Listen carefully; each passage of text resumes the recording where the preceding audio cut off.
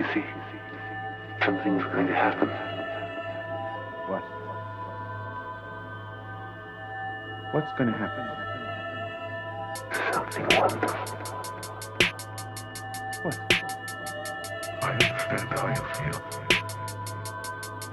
You see, it's all very clear to me now. Welcome to the Occult Rejects. This episode, you got four of us and a guest.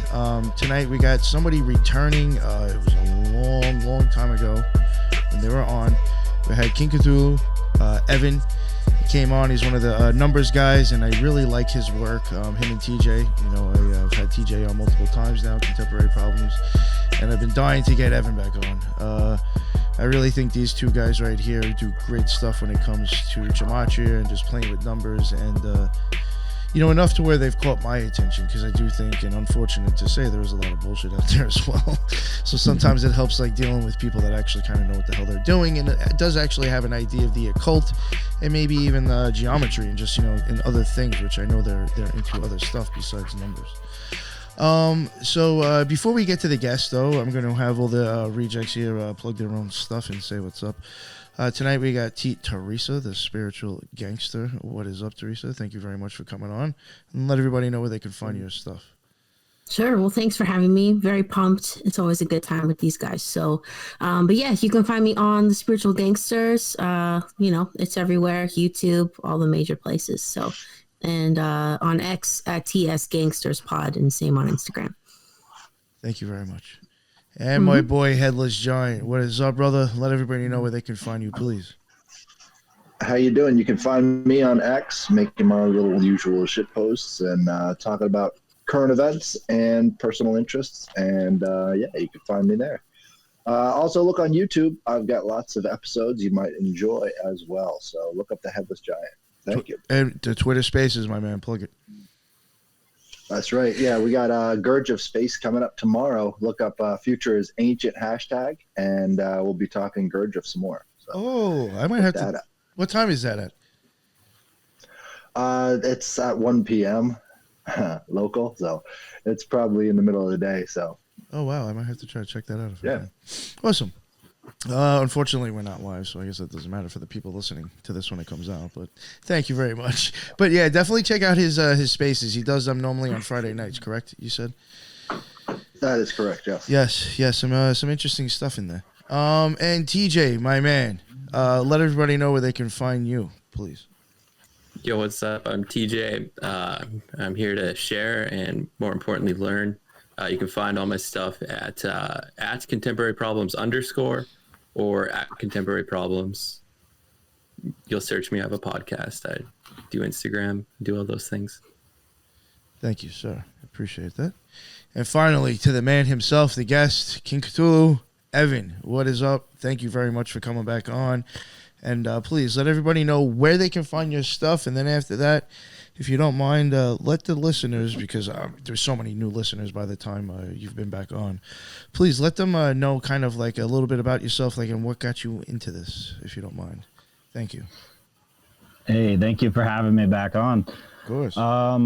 You can find me on Instagram at King Cthulhu, King _ Cthulhu. And I also have a podcast with me and my buddy on Spotify. It's called Sped Air. Yeah, I've been doing this since about 2021 or so when I created my Instagram page, and I was just sort of got inspired to schizo post and, you know, share my insights with sacred geometry and numerology, gematria, and it sort of just rabbit holed from there. I mean, I'm into all kinds of stuff, all kinds of occult stuff, conspiracies. Yeah. That's why That's why I had even mentioned something like, I know just from watching you and TJ post, it's not always about numbers too. Like you do, like I remember you specifically. I think with like geometry, I've seen you post about, or at least talk. And about. a lot of dumb memes. Yeah. Those are the best. They make sense to me. Some of them though. Yeah. They're great. Yeah. Yes. And as usual, well, there is kind of a theme. There will be a theme. We'll get to that. Evan does have slides that kind of has a theme going with it. And I mean, I'm sure what TJ is going to be covering is like the same stuff. But TJ did bring some slides as well, and Evan brought a fuck ton of them. So since TJ has just a few of them, we're going to cover his first, and then we'll go into Evan's. So I'm going to pull up TJ's here now for everybody. And yeah, it's pretty much, well, Evan, what was the, give me kind of like the theme of what your slides were on. Oh, the theme of my slideshow? Yeah. I mean, Donald Trump, Luciferian stuff, time loops, eclipses. Oh, the eclipse. Yeah.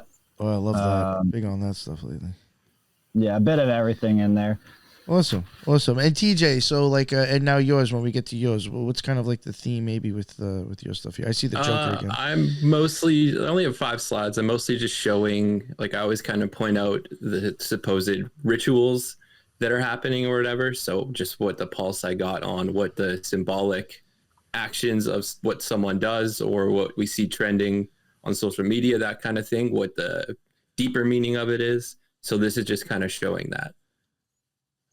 So if I could ask you guys a question real quick, what is the significance of Gematria to you, and why do you focus on it, and what are the things you get out of it? That's a very good question. DJ, you want to go first? Not to put you on the spot. Well, it's funny that we're doing Trump too, because it was when Trump got elected. It was when I first got into it.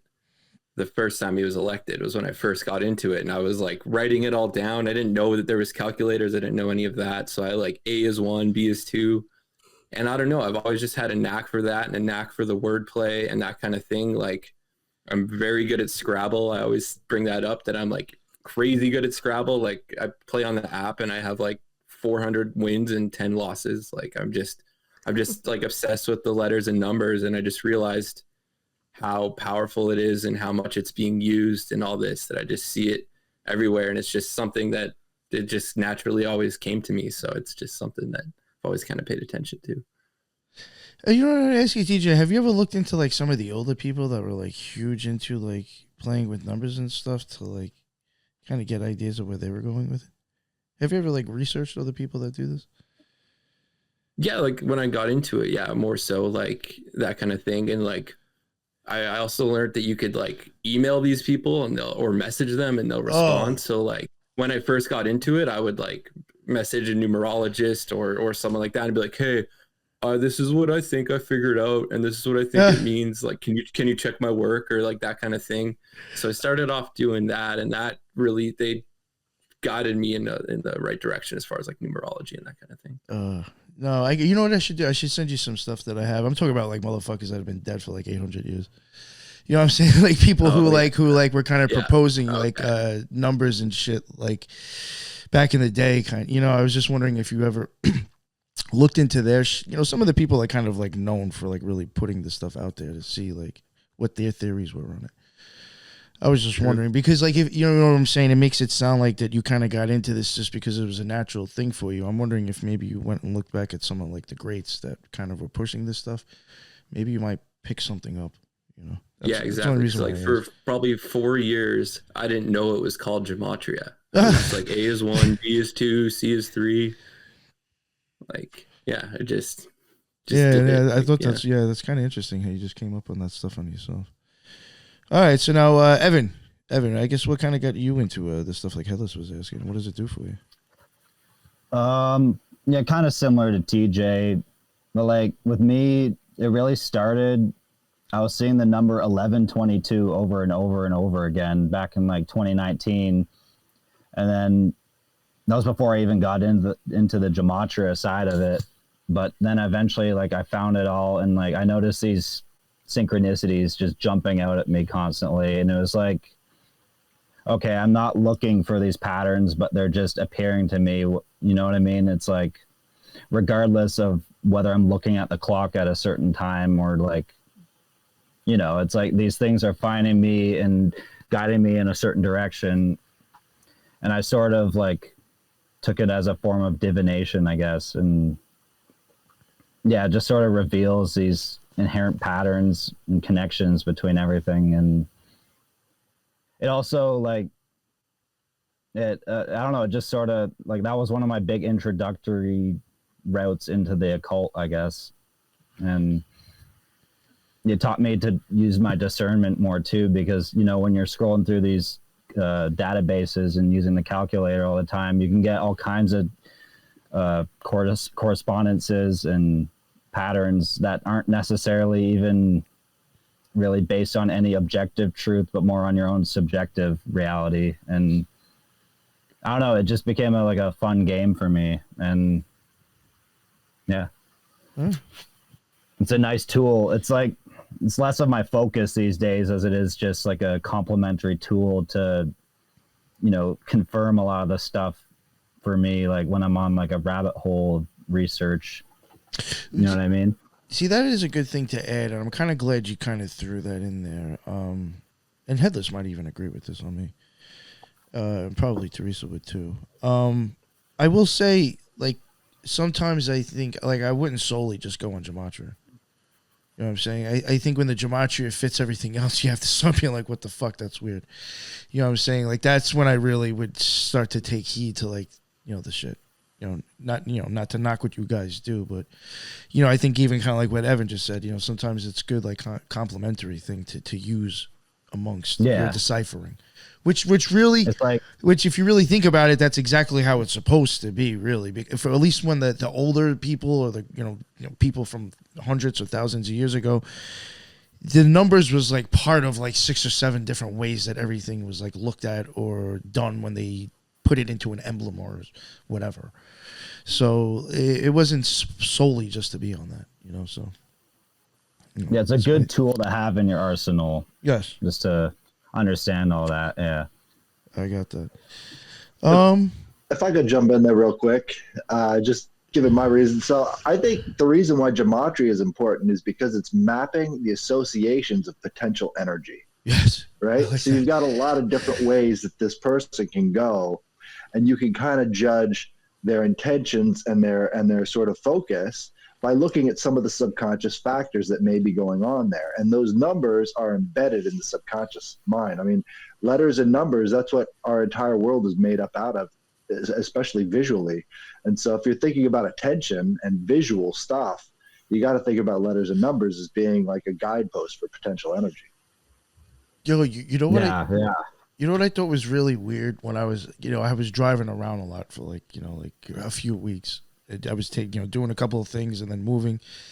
And when I started thinking of like numbers, sound crazy, and like energy and things connecting, there's like a lot of like weird like numbered roads that connect to like other weird occult number roads or exits, and it's just like, I'm like, this is like a little weird, and it's like, but like this is all like energy too. All these cars flying down these, Route 93 or 88. You know what I'm saying? Like, just gets fucking weird. I so many times I was on like off of like something of like 17 or 117, and it was just like, yo, that is fucking weird. So you know what, Nick? That reminds me, like, I went on a road trip last year, and like, I was looking at the street signs constantly, and it was all kinds of, like, as my trip took a spiritual turn, it sort of, I noticed in all the street signs, there's all these biblical names coming up and like certain repeating numbers, like you're saying. Yeah, it's like, did these Masons sort of map out the grid to sort of have these templates encoded and everything? You know what I mean?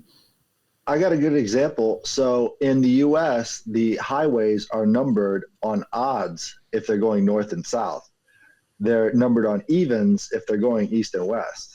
So like Route 66 versus Highway 95, right? These things, they have some significance there. These are patterns that exist that, have different effects. I mean, evens being, across, and then odds being up and down. If you think about the nature of odd numbers and how it's sort of like a masculine number, up and down, and then the feminine number is sort of flat. There's all sorts of stuff just like that might have an impact on the way people see the world. Very well said. Thank you. All right, so TJ, if you want, we'll get back to your presentation here. Yeah, sure.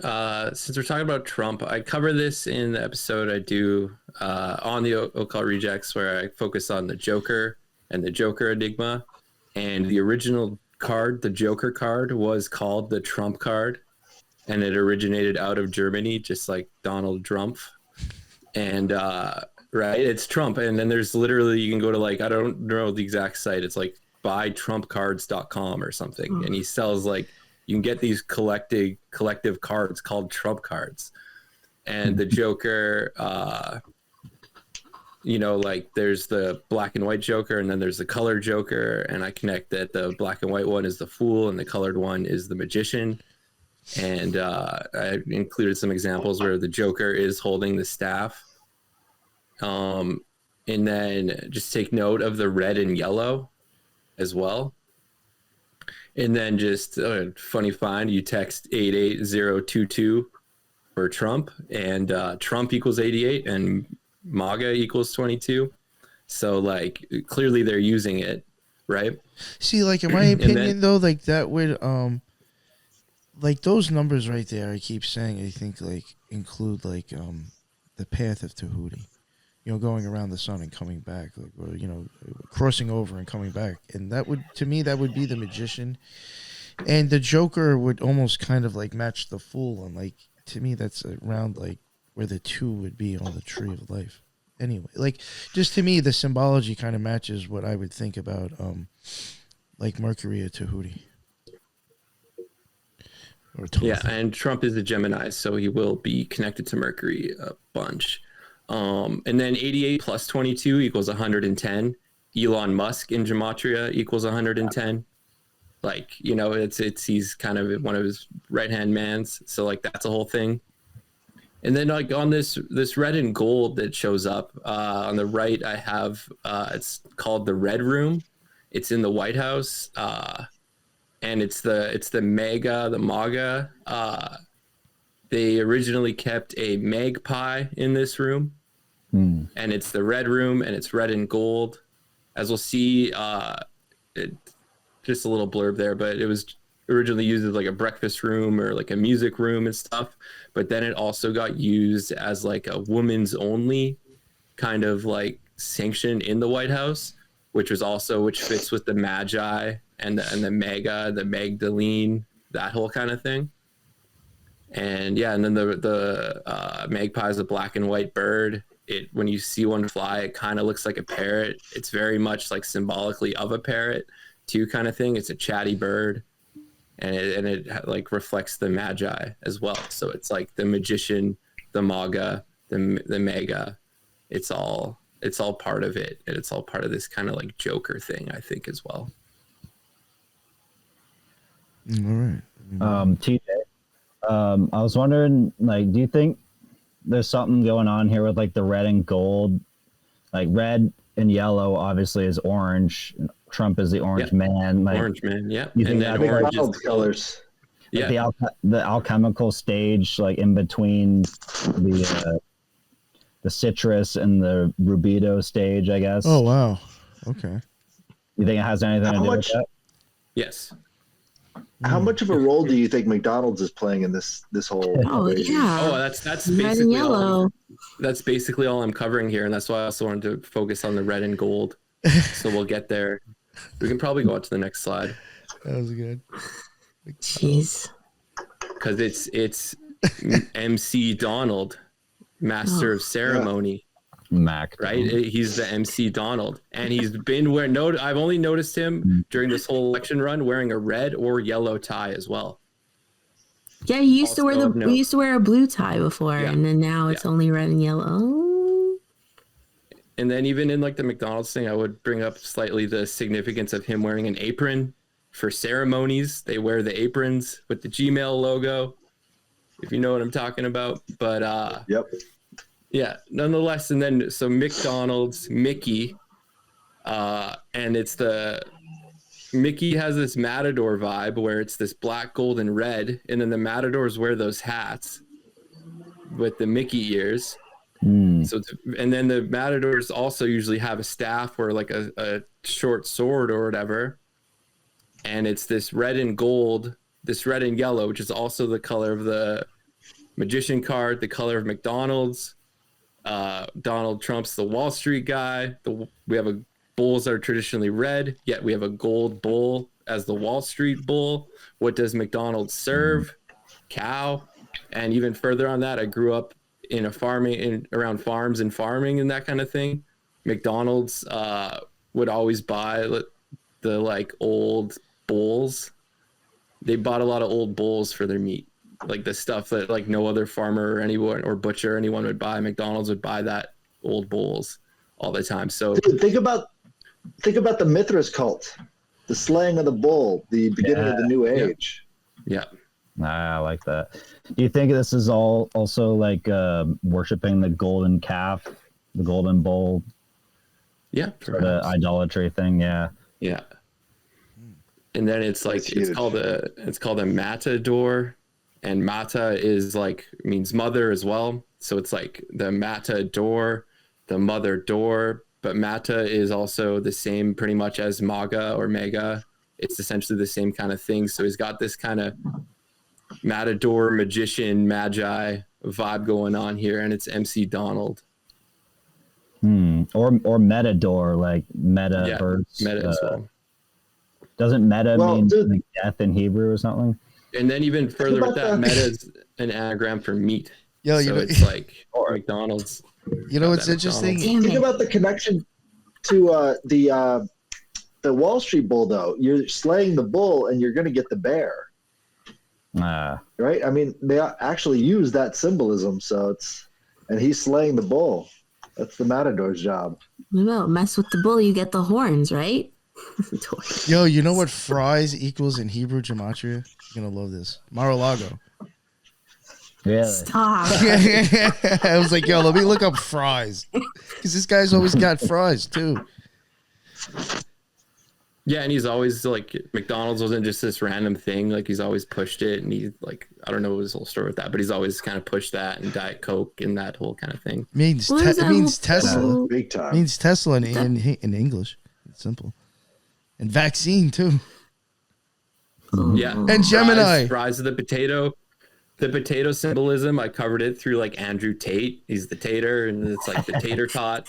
And then it all has to do with the number 53. And then tater tots were invented in 1953. Yo, this that's is just also around the same time they told us to like drink 8 glasses of water and also put fluoride in the water and all this stuff. Like, so the potatoes, like that video where the guy's like, "Don't you want these delicious French fries and these delicious hamburgers?" It's like when you look at the gematria and you look at the symbology, they are kind of like us. They're treating us humans like the potatoes kind of thing. And then I also, the last slide I talk about what the hamburger is symbolic of as well.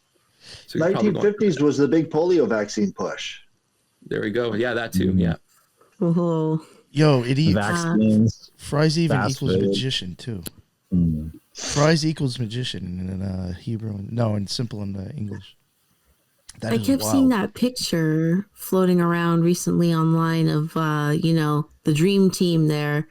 Trump, RFK Jr., Elon, and someone else. Oh, Donald Jr. with them eating McDonald's. And I was like, is that Photoshopped? Like, is that real? I don't know. It's massively viral. Meme. Yeah. Like, how did they Right. get RFK to eat McDonald's with them? Is this like a humiliation ritual, or Like, people kept focusing on his face, right? Because he had this expression like, I don't want to the do whole it. clash between Donald Trump, Mr. Warp Speed, Mr. Vaccine, and then RFK, who's I don't know. It's weird. Yeah, and there's Like, a commercial right now for Couch Potato is the theme. I'm trying to remember what it's for. It's with Gary Sinise, and they're like, he's in like Couch Potato suit. Free TV, it's called. Oh, for Pluto TV. And isn't like Pluto like in Aquarius or some shit right now? Yeah, as of today. There you go. Well, it left Capricorn, which was like it was a little scary because that's like how when America was formed. It was when Pluto was in Capricorn, so it was going through this great Pluto return. So everyone thought that maybe something might happen to America during that, but looks like we're in the clear because it'll never be in Capricorn in our lifetime again. Ew. American. So this slide, yeah. America. This slide's just a recap of another episode I did focusing on Turtle Island and like the lore of that, because the tortoise is similar to the Taurus, and that turtle at the top with the weird head, that is called a mata turtle. So it's like the matador, and then that's the mata turtle, the world turtle. The moon is exalted in Taurus. The turtle shell has you can count the moon on the turtle shell. And then the turtle shells aren't green, they're actually yellow. It's symbolic of the yellow brick road as well. And it's kind of this like Saturn toroidal reality where we're like, it's like, what is the cube, pondering the cube and the Saturn and the Taurus and all that. Yo, did you know that one of the earliest magical squares that included numbers was actually based off a turtle shell? Yeah, I believe that. Yeah. It covered something. I forgot the name of it. Covered it on like on the Gematria series that we did.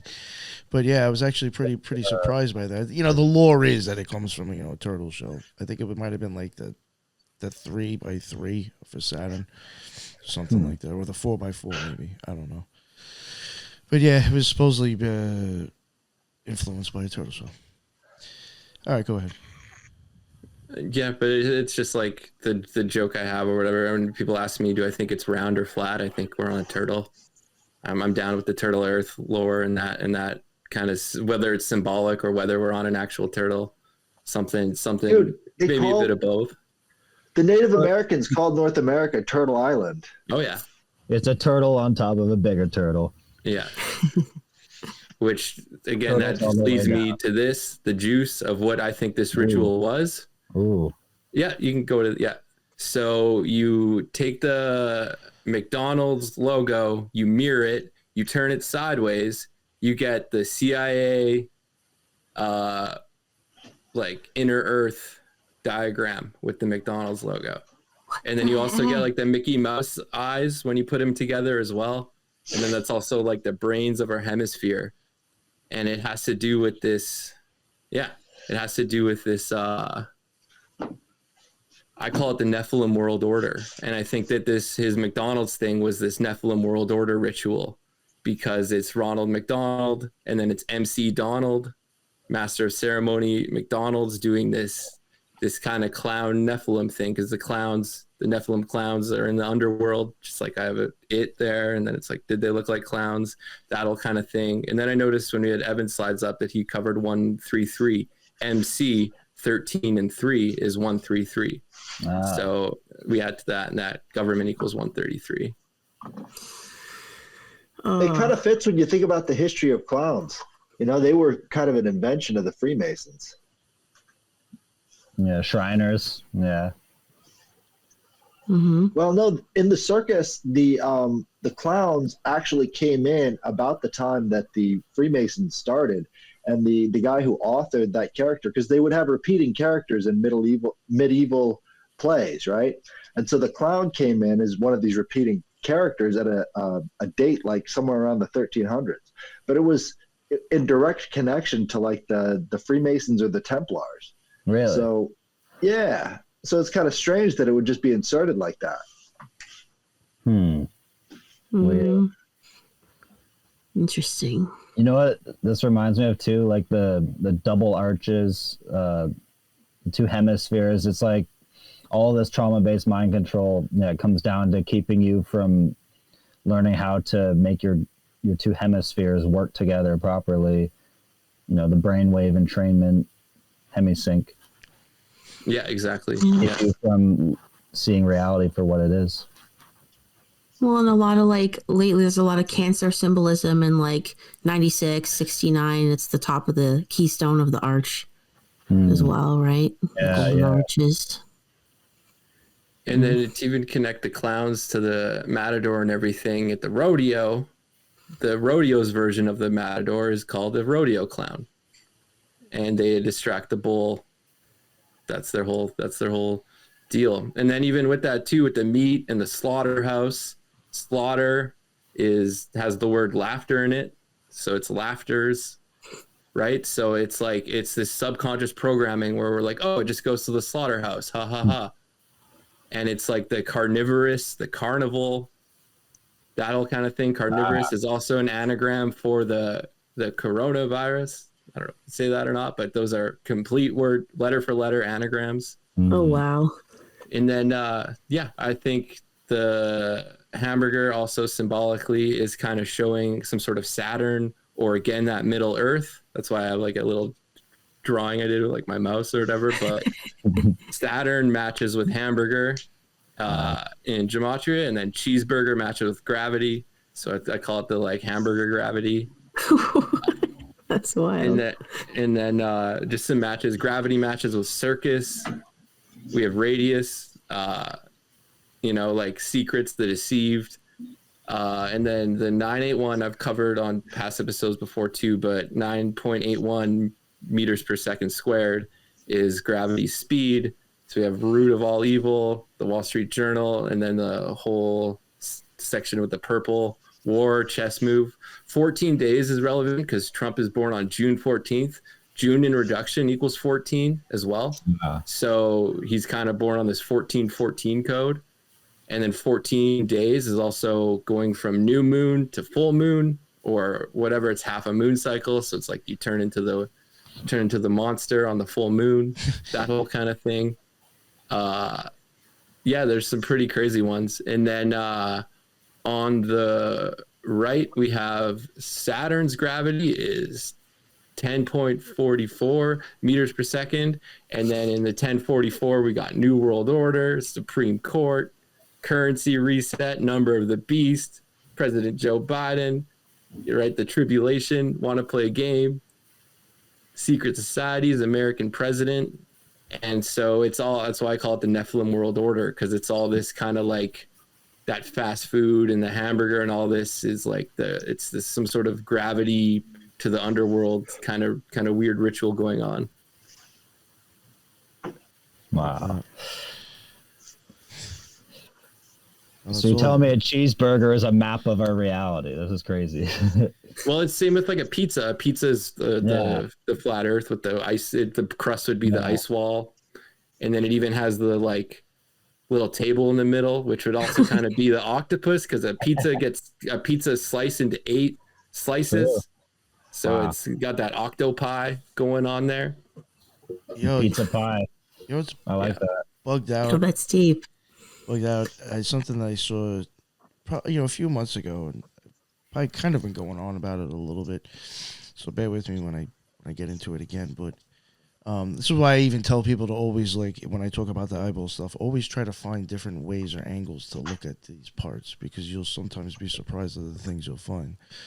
And I found some like part where they actually like the optic nerve looks like a fang that goes into the back of your eye, and like they actually like sliced it down, and like the slices look just like, and like because of the way I guess the wall is, and then things inside of it and what's in the middle, it looks like literally like a fucking pizza pie or a wheel. Or like, or if you took like an orange, I guess, and maybe sliced it down the middle as well, or something like that, or like a lemon, and you saw all like the things going in. It looks like just like that. I'm like, what the? And then it's like you start thinking about like the wheels, and the orphanim, and like certain things that, like in my opinion, things when that's happening, I do believe I've seen certain things that now would make sense if you kind of put eyeballs instead of different visions. That could be the orphanim. Just like certain experiences that I've even had in visions that just that I believe is what I'm going back up my optic nerve. Just kind of makes sense to see that shape there too, in a sense. It was just really weird to me to see that. Yeah, I want to know more about the eye stuff, because that'll come up in my slideshow too, actually. The eye symbolism. Oh, nice. All right. But it's like the eye is a microcosm of everything. Yeah. All right. Well, we're pulling up your slides now. Alrighty. Donald Trump is the Antichrist, and it's a good thing, maybe.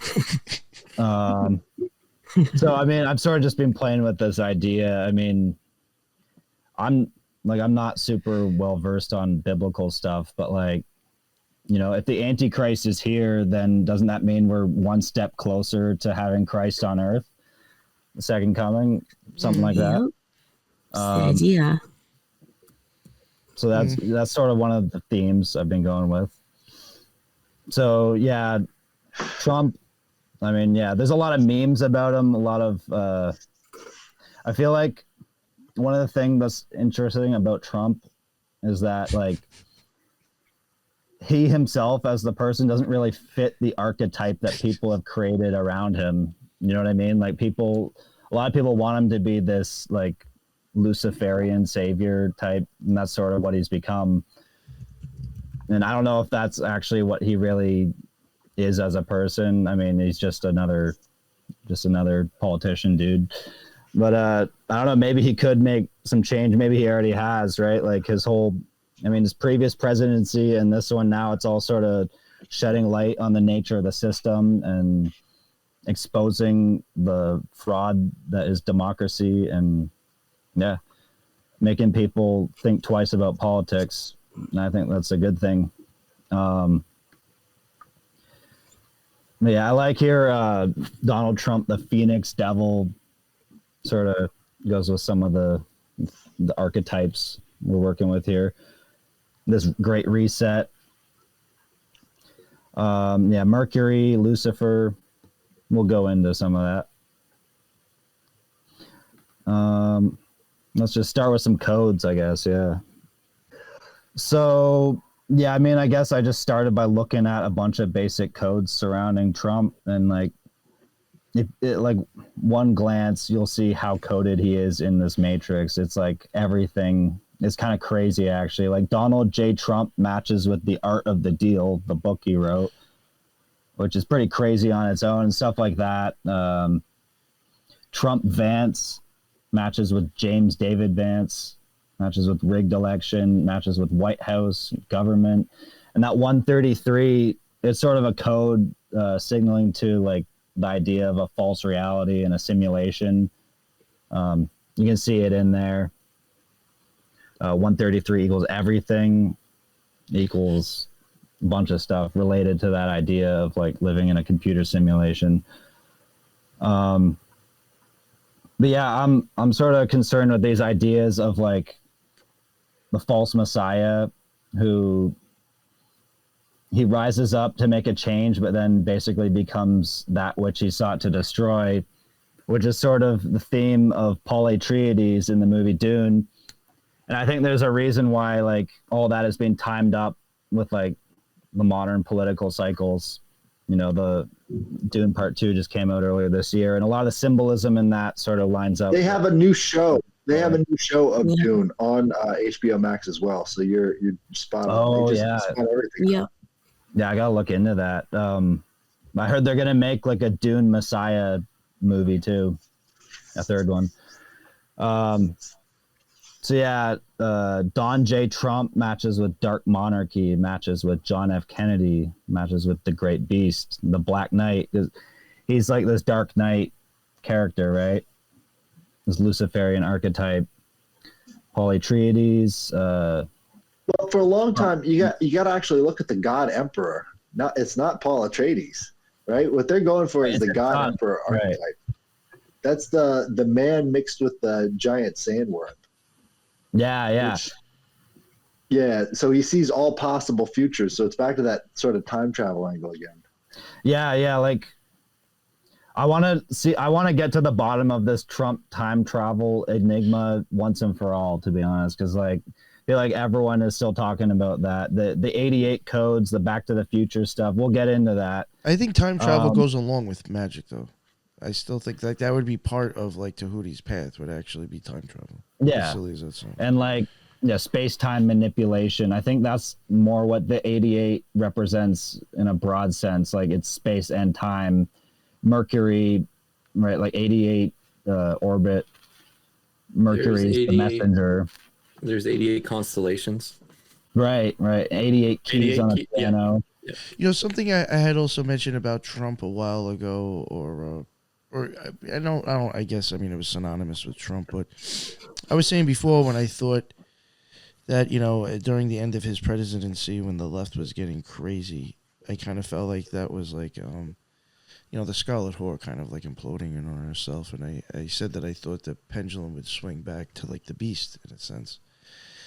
And I kind of said like I thought we might be going in that direction. And when you have like all those eights over here on the Sumerian one, I find that interesting because like I would always say that like that would be the right hand side pillar, the white pillar with like the seventh and fourth sphere on it, and like the Morning Star would go with the seventh sphere, and I saw that matches like the 888 in Sumerian, and then you get like Project Bluebeam and like. I don't. Maybe it's kind of like I'm looking into it too much, but like the fourth sphere would be blue, and like I even said that I thought he was very much like the beast, the beast, and you have beast system for the 888 as well, and then the path of Tahuti, I would or whatever. I guess the path of the magician again, I would consider that time travel, and that matches time travel. It just seems like a lot of the things do match that Sumerian one. When I was looking at it, I was just like, "What the fuck?" But that's probably just where my mind goes anyway. But it could be the blue light of the screens because basically that permeates every part of life right now. It's just the screen everywhere. So that blue light really does make sense. It's even interesting. Like Project, you've heard of like Project Blue Book. That was back in the day. Alchemists used to sometimes like put their books out into like these short pamphlet forms, and a lot of times the first page would be like a blue page, and would kind of have some like text on it, and they used to call it Bibliotech Blue, and that meant like blue book. And then I was just like, yo, like I mean, you just have to start wondering, like, is that where they're pulling this shit from? And again, it's just more occult symbolism and alchemy. Blue Book is the UFO project, right? Yeah. So I keep on thinking that's a bunch of bullshit, some of it. It's convenient that these UFOs look like an eyeball in the sky, too, if you want to make it circular. I think they've sort of concealed it and distorted what it's supposed to be. I don't know. Like, there's something going on with the aliens and this. It's also Enochian. There's so many different sightings that involve Enochian language on the inside of these crafts. Oh, yeah. I think this is my opinion, actually. I think certain types of magic, including Enochian magic, could give the side effects of UFOs that what people think they're seeing. I'll put it that way. I think there's psycho-spiritual phenomena for sure, whatever is going on with these apparitions. I don't know. Like, I think this might sound crazy, but sometimes I think with that stuff that Greer's doing, I think it's him and other people that are actually creating possibly what they're seeing in the sky. And those people have no fucking clue what actually is really going on. They're probably being used to create what they're doing and have zero fucking clue. Enochian is an incomplete system. So we don't have all of the steps and all of the rituals publicly. So what we know of Enochian from John D is very fragmented. It doesn't really have that cohesive bond to it. So if there was that cohesive bond out there, you're talking about a more complete system. So, let's say that is a secret. That's sort of what's being passed down here.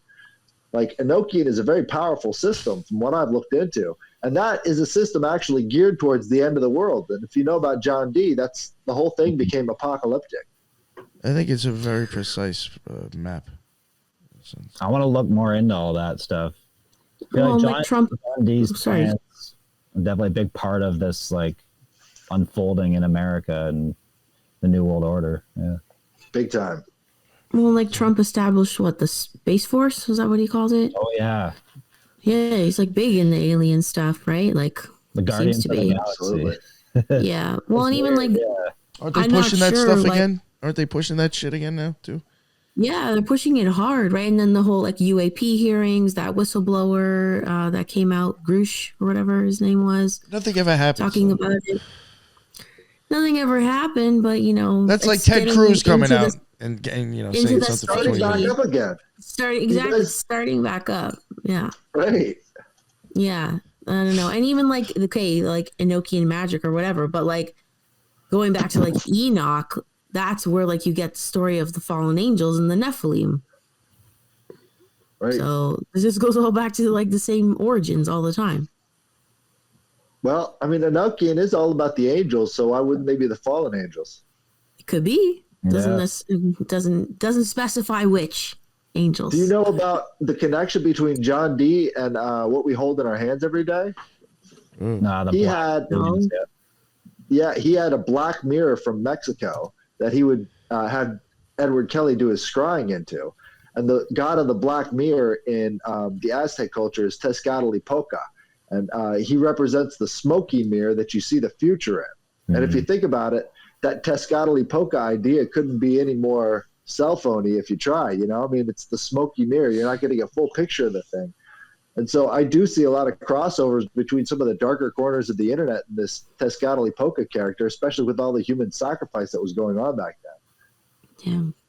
Yeah. Interesting. Do you ever wonder if, like, I don't, Headless might have been here when I said it last time, but the one thing I do find interesting with us, like, having all this technology now, we do have, like, this access to just a massive amount of magnets. You know, I do find that actually pretty fucking weird. Because that's, like, the only thing that can manipulate light.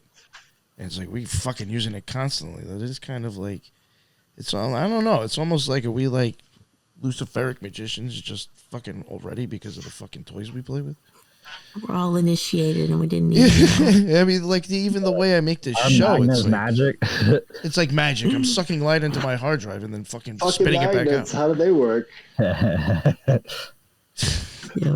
It's just weird if you start thinking about that shit. Sorry. Back to the insane clouds. Yeah. Oh, God. No.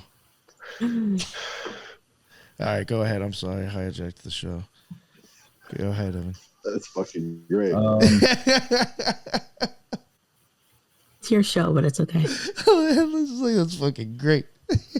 I'm too stoned. You know what, though? I think with this Trump term, like, there's going to be more of this unveiling of this, like, techno magic, you know, the quantum economy, you know, digital economy, great reset. All things to do with that. Snake, that's interesting. How it matches Snake, too, because doesn't he always go on about that Snake fucking story? Snake and the Lion, and I don't know. Yeah, no, Nazi. Donald matches America and biblical. Herod. I think this whole symbolism with rebuilding the third temple, and like Trump being basically this like Jewish Messiah for Israel. Well, the snake and the lion is Abraxas. Abraxas is a pretty powerful god there. It's supposed to be the god above all the other gods in Gnosticism. Crowley even used to use that as like his, yeah. Interesting. Is Abraxas the same as Quetzalcoatl or is it different? Very similar. Yeah. Yeah. The same, yeah, the lion snake. Like, notice how, like in Eastern cultures, they depict dragons basically being like cat-like and dog-like, but they're serpent as well. Mm-hmm. But it has very beast-like features to it, so it's like that lion snake symbolism. Yeah, Don't you find it odd that cats have the vertical pupils, and the only other animal that has vertical pupils is a snake? Yeah. But then notice how lions don't. Lions have circular pupils. All the rest of the cats have circles. So There's something weird about special snakes and about cats. lions? Like, what is a lion then? Is it like this ascended creature that represents like the sovereign ruler? I don't know. You know what I mean? The lion. I think to me it's got to be the sun. The sun, yeah. Yeah, it's like there's something different about a lion compared to a normal cat, though. Yeah. Like a cat has this serpentine energy to it, where a lion doesn't really. I'm wondering if it's the strike. The striking, because like cats can even strike faster than snakes on the average, believe it or not. Well, think about how a domestic house cat carries its tail versus a lion. Lions don't keep their tails up in the air. There's something strange about their tails, too. It's almost snake-like and how they flick it around. And then there's like, you know, cats carrying their toxoplasmosis parasites. You know, this parasite worm symbolism, you know. Remember like the worm I didn't think dragon. about I don't know. Yeah. Yeah, there was It makes you very reckless. Very We'll interesting. also add that horse also equals 50, and dragons kind of they have the snarling nose. They have a bit of a horse vibe too. And you ride the horse, you ride the dragon. It kind of like adds to it all. And the horse is like a Atlantean symbol too, I guess, kind of. Yeah, and an anagram for sure. And there's like the water horse and the Merovingian mythos, sort of Holy Grail bloodline stuff. All their symbols. Seahorse, yeah. In the Orphic hymn to Selene, it calls the moon the lover of horses, and for some reason it just fits. Like, I don't get it. Like, that makes sense. The moon is the lover of horses. So if you think about a full moon and a horse underneath of it, it's like, yeah, that's a really good match. And it makes no sense, but it seems like it's triggering something ancestral about the way we used to think about horses and the moon. Interesting. I've never heard that. And on the moon episode we did, Well, I think we lost you, TJ. got mare in it. TJ. Say that again, The man on TJ. the moon. TJ, we lost you On for a the second. moon episode we did with symbolic studies. When I looked at all the craters of the moon, like about half the names of the craters on the moon had the name Mare in it. It was like Mare this, Mare that. Yeah. Weird. Interesting. Oh, one thing I wanted to say about the snake in the line, we were talking about it, and I forgot it. I was going to say something before. There's even like, I'm telling on myself here. There's this thing that I'm trying to work on. I mean, I know I've been making a lot of them, but there's like, I'm trying to make specific ones for a while, and the AI is just, whatever it is, what it is, trying to do AI art. But I have actually been trying to work on a snake and line version of my own thing. So eventually when you see it come out, you'll be like, see, if you happen to even notice it like as like maybe a logo on the podcast itself for the audio, or if I post it up on social media. But, again, like a lot of occultists will take old ideas and just kind of rebrand it and just, made it a little bit more artistic than the other person. And you could use it and not even like kind of realize what's being put in your face. And now the way I'm using it isn't in a negative sense, but it's just interesting how like I could probably have like put that thing out and nobody ever would have realized that it was my take on the snake in the line at all. Yeah, because of the way I'm putting it out. Probably, the snake is actually kind of like coming out of the forehead. Totally different the depiction, but it's still putting it in there. So I keep an eye out for that one. All right, sorry about hijacking your show again. Go ahead. I just want to put that out there, so when the listeners see that, they're like, "Oh, okay, so there's actually occult symbolism in the shit that he's putting out."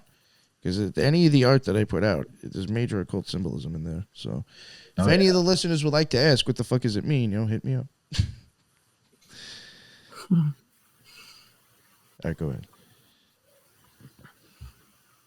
I don't know. I think it's enough for this slide. I mean, basically, I had some like. This one does have a lot of wild stuff on it, though. I think this one was impressive, for sure. Yeah, like this sort of just is a good reference for like some of the themes that'll be popping up with all this stuff. But like, I noticed that like racist matches with fascism, matches with Q drop, matches with left hand and golden age, and so I want to get to this idea of like the Kali Yuga and the Dark Enlightenment and the neo-reactionary dudes, and like this whole idea of like creating a dark monarchy for America to sort of accelerate the Kali Yuga and push us back into this golden age, which I'll get into that stuff. But yeah, like Mercury and Trump, it's kind of obvious, the 88.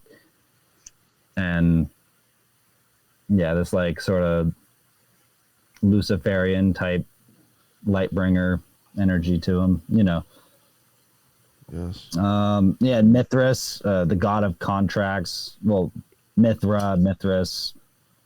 Yeah, we talked to him earlier with the bull slaying. Yeah. You know what's crazy And that then- I had never noticed that and I always keep saying that I think like he's associated with Hode and Mercury, which again Toth or Tahuti would fit there. I never noticed the whole like 8x8 magic square for that because it is this 8th sphere on the tree of life. So if you were to associate a magic square with that, it would be the 8x8. And I'm like, fuck, there's another 88. Like how did I miss that? That's crazy. Damn. Yeah, it's like I forgot about that one too. And then the chessboard, like this whole meme with Trump being this 4D chess player who's just, doing laps around everyone. He already knows everything that's going to happen. Like that comes back to this time traveler idea too, I think, like, which I don't think he's literally any of that either. I think he's just sort of the man who's in the right place at the right time, I guess, for this destiny he's been chosen for. And, but like maybe he does know more than he lets on, and like I don't even know really where the 4D chess and time travel meme can sort of be understood in this way, but like I guess the sense that like I don't know if Trump is like an avatar for like these spiritual beings to work through him, then it's like he is just a pawn himself on this chessboard. I don't know. Can I just say something real quick? Because you said the word. Did you say the word monarchy? Yeah. Okay. So it just triggered my memory because a while back, I think in the summer, I was listening to the Bible, and it was the book of Judges. I don't know if any of you have read it before, but when I was listening to it, I was like, oh, that is what Trump is. He's a judge of Israel. Like when I was listening to it, I was like, this is literally like our modern time. Like exactly what was going on in Israel back then. So basically, the book of Judges, for people who don't know, is the story of 12 individuals who were exalted by God to sort of like judge Israel, but they weren't like good, morally righteous people. They were just good at what their role was. So they're actually mostly morally corrupt. Like Samson is one of them, for example. So the description on Wikipedia is as the story of the judges seems to describe successive individuals as chosen by God to rescue the people from their enemies and establish justice.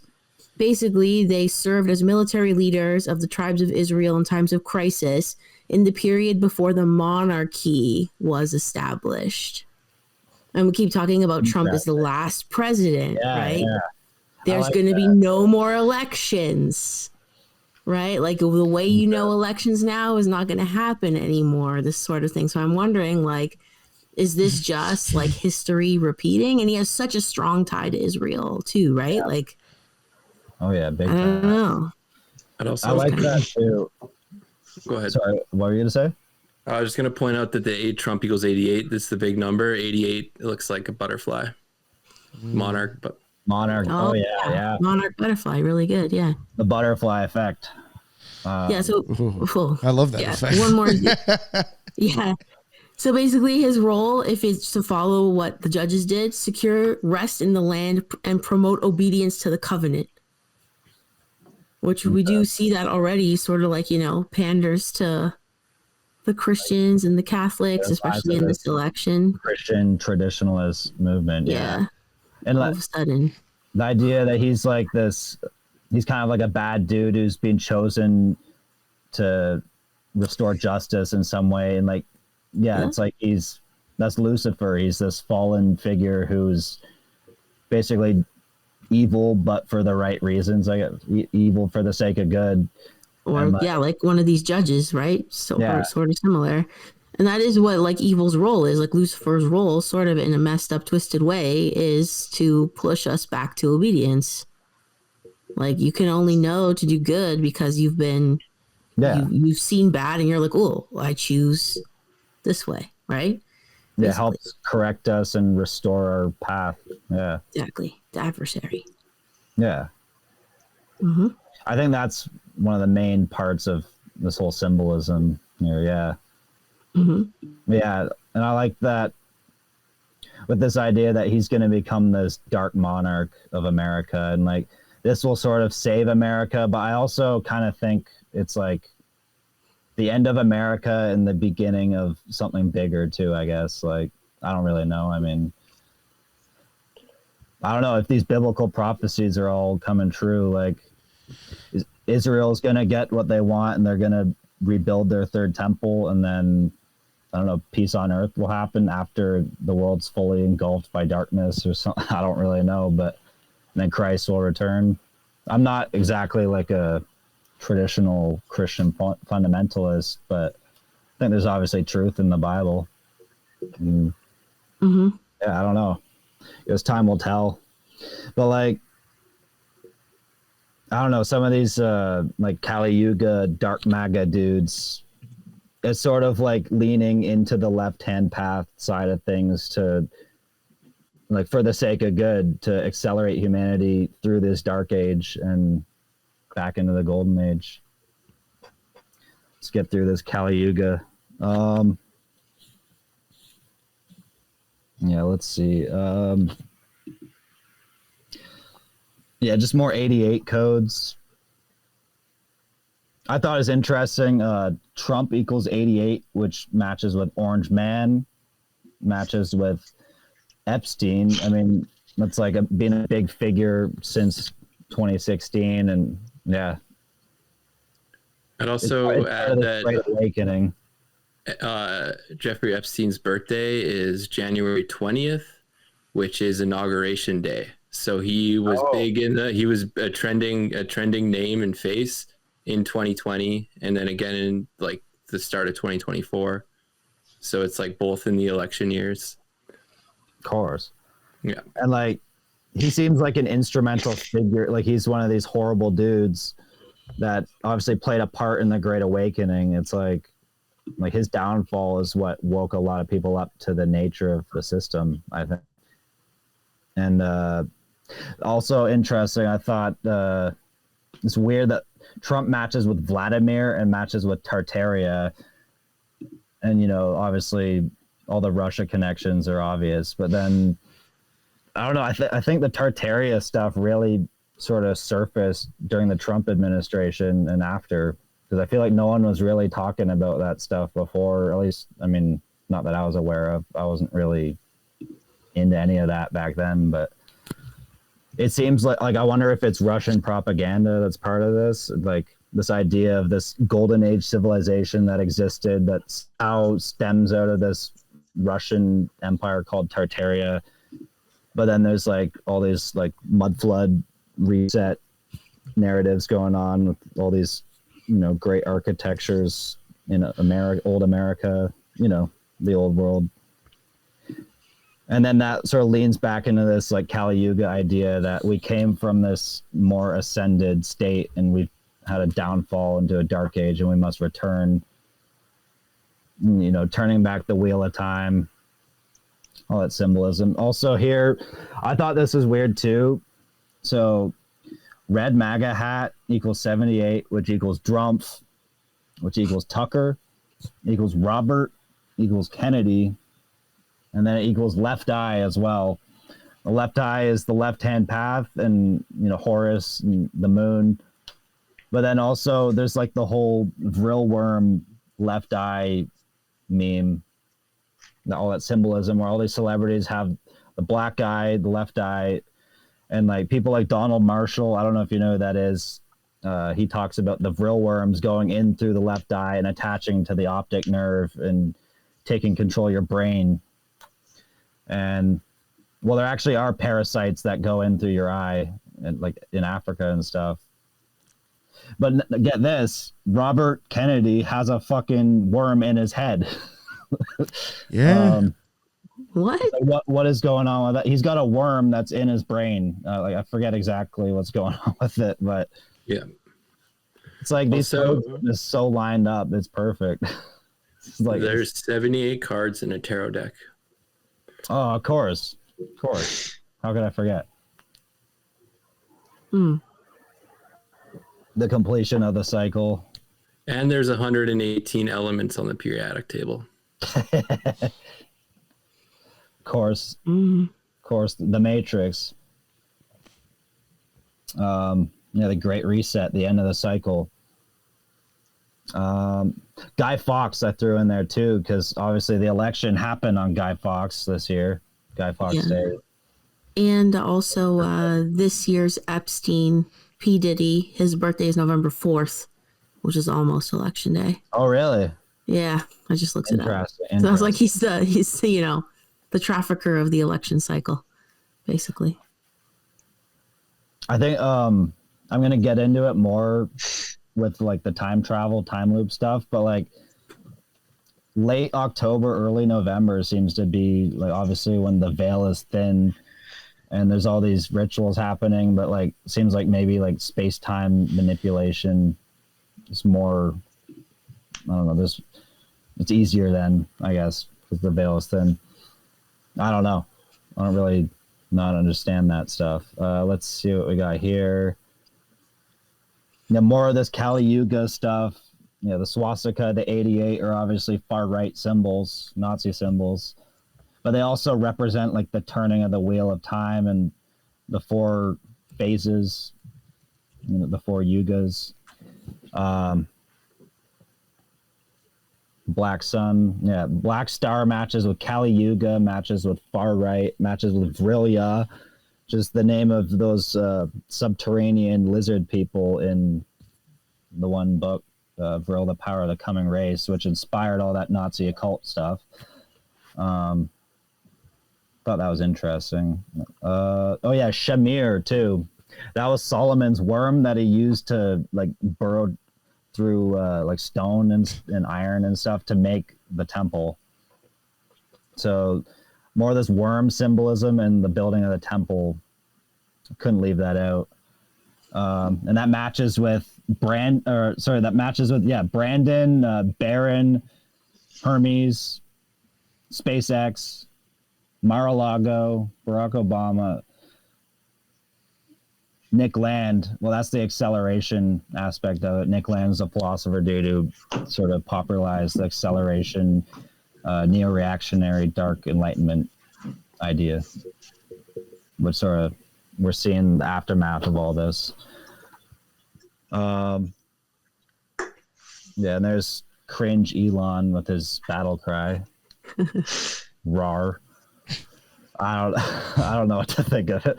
It seems like so awkward. These technocrats are basically, I don't know. Are you getting Steve Ballmer vibes from that? Do you remember when he was dancing? Do you remember Steve Ballmer?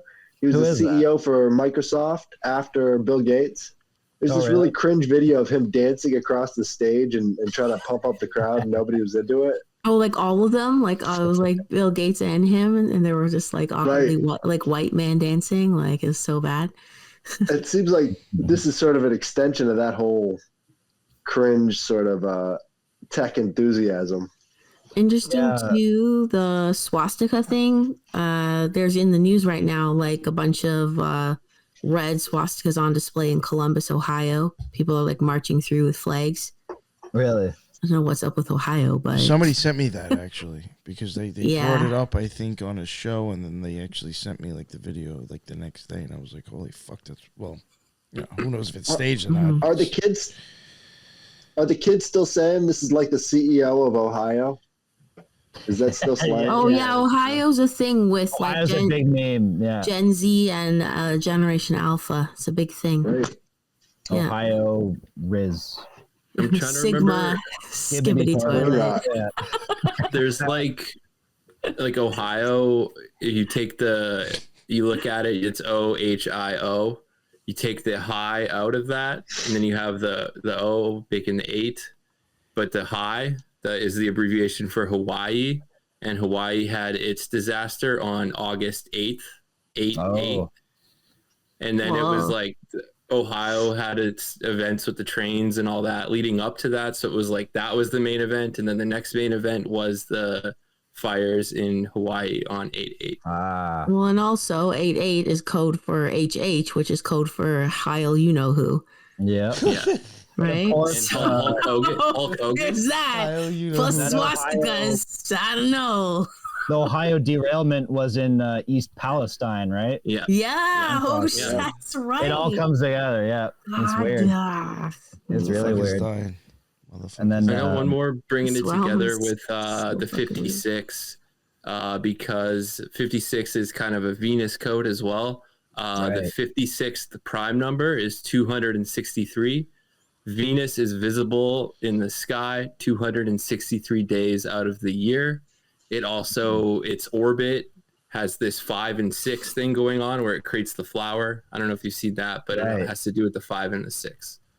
It creates the pentagram. Yeah. Yeah. Interesting. Yeah, Venus is a big part of all this. Like And that's Lucifer, right? That's Lucifer that kind and of the thing, Dark Morning Mother Star. worship, whatever. I don't even like. There's so many aspects to all this. Yeah. Yeah.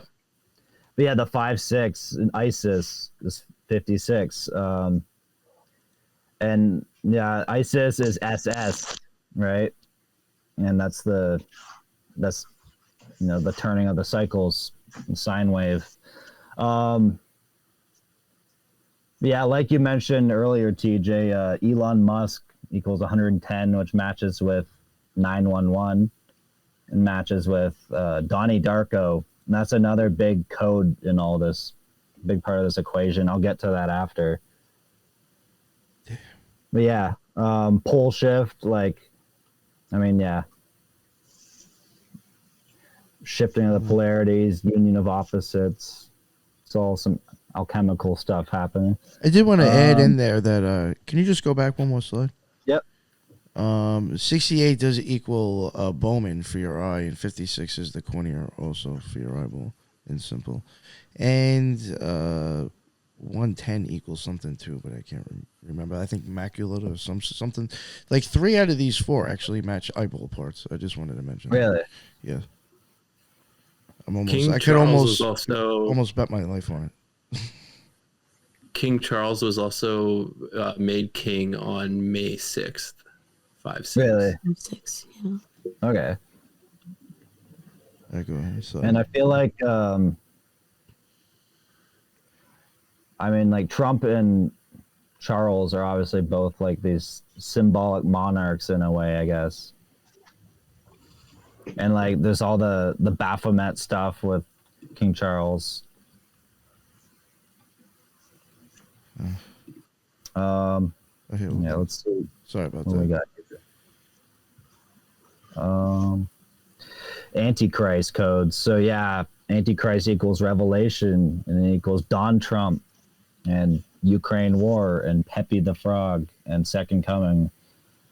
And then, I was also like thinking about this whole set and transition into digital currency, which I think has sort of been the plan all along. Like, I don't know exactly what's going to happen, but I think something's going to happen with XRP. You know what I find interesting with a lot of Trump stuff? When you start like running numbers and getting matches with Trump, you'll get matches to a lot of things or names that because of Trump will get brought up more. Like George Soros matching in here. If it wasn't for like Q-tards or, just conspiracy people that are into Trump, you'd be talking about George Soros more probably because they're, pushing that stuff. Yeah. It's just like, Melania Trump, obviously, because of Donald Trump. It's just like there's certain things where it's like, for me, you'll start noticing like a lot of these things all kind of go together in its own little circle somehow.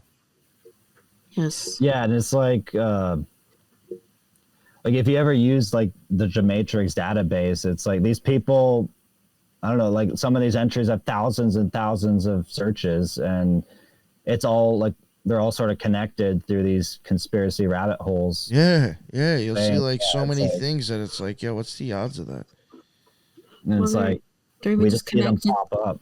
Yeah, connected through our quantum consciousness, I guess. That's why people are searching the same terms, right? Yeah, It's like the idea is like become almost like an egregore unto itself. It's weird. I was thinking that. I was like, is that another reason why like they almost become so like, I guess like, mesmerizing to people is because like in multiple ways this energy or number or whatever it is, frequency is something is being pumped out in different variations.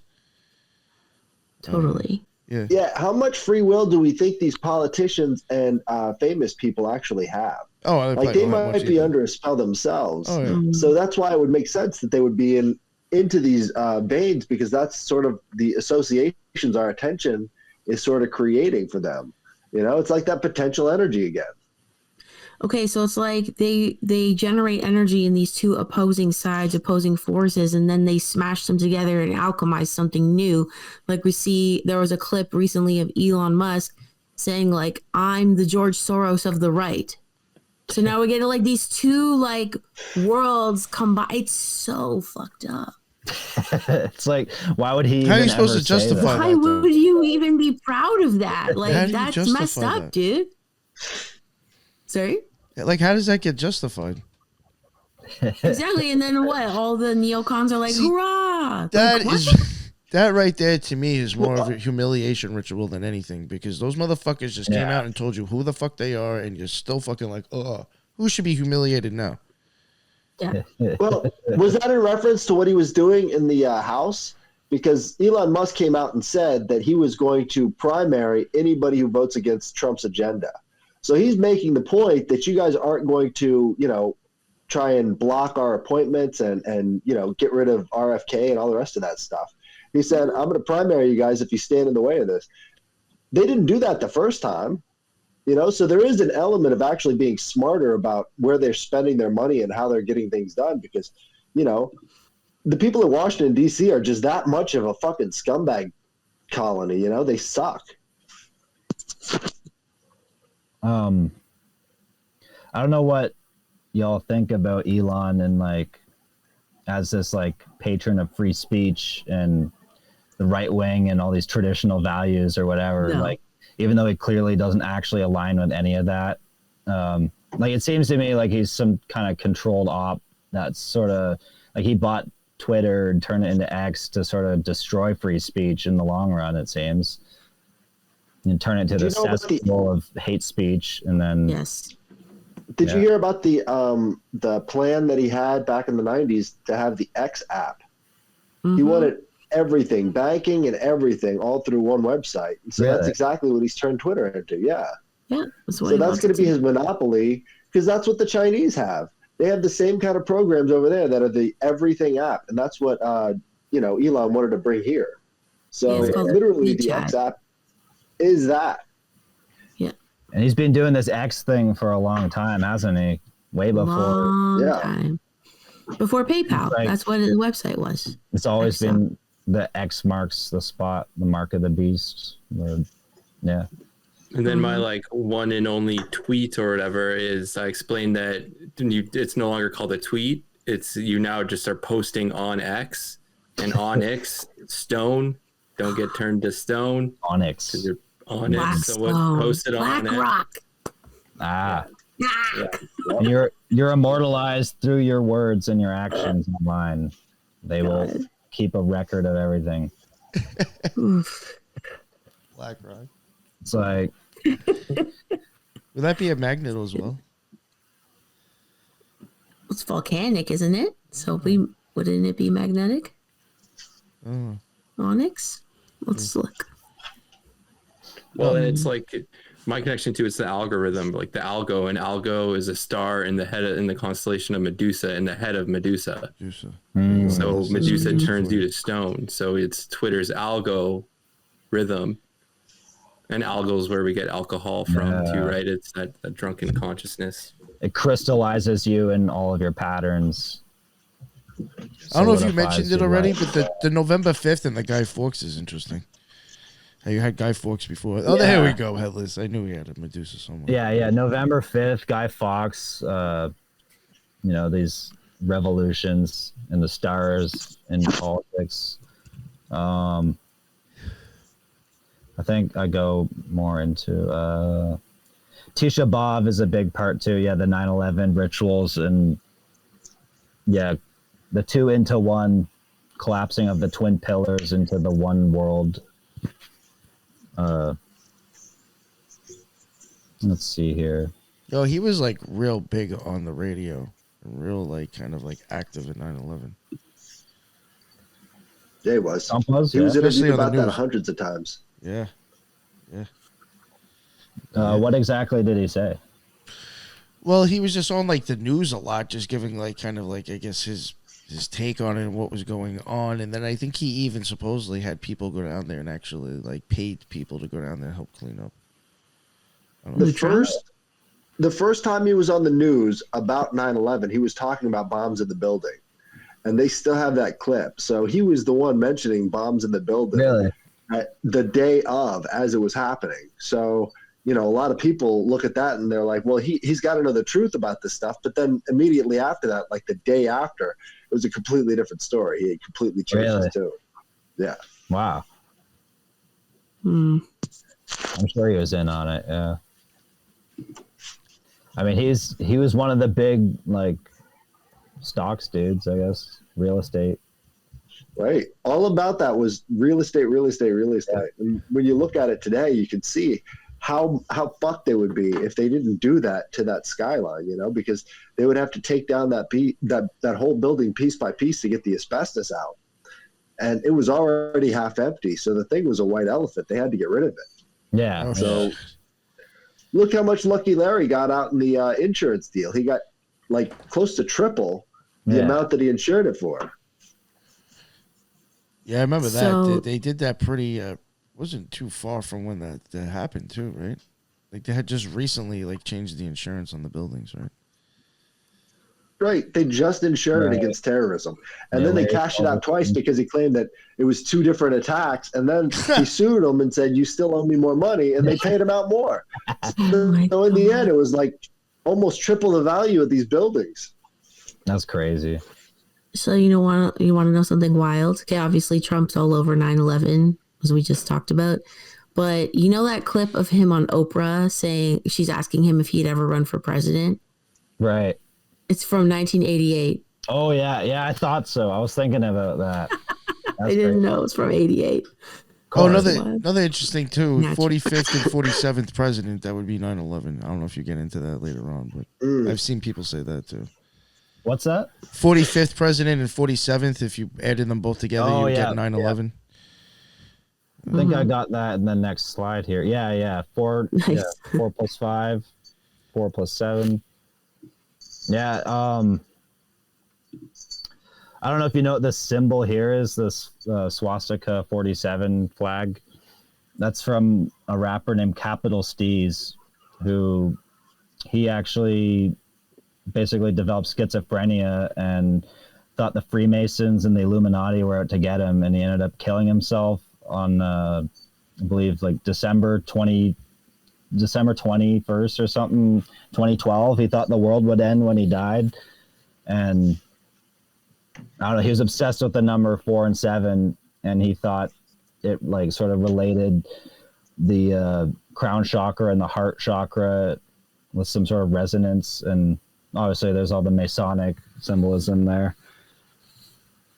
I'm not entirely sure what exactly that's all about, but like there's this 47 Nazi current happening essentially.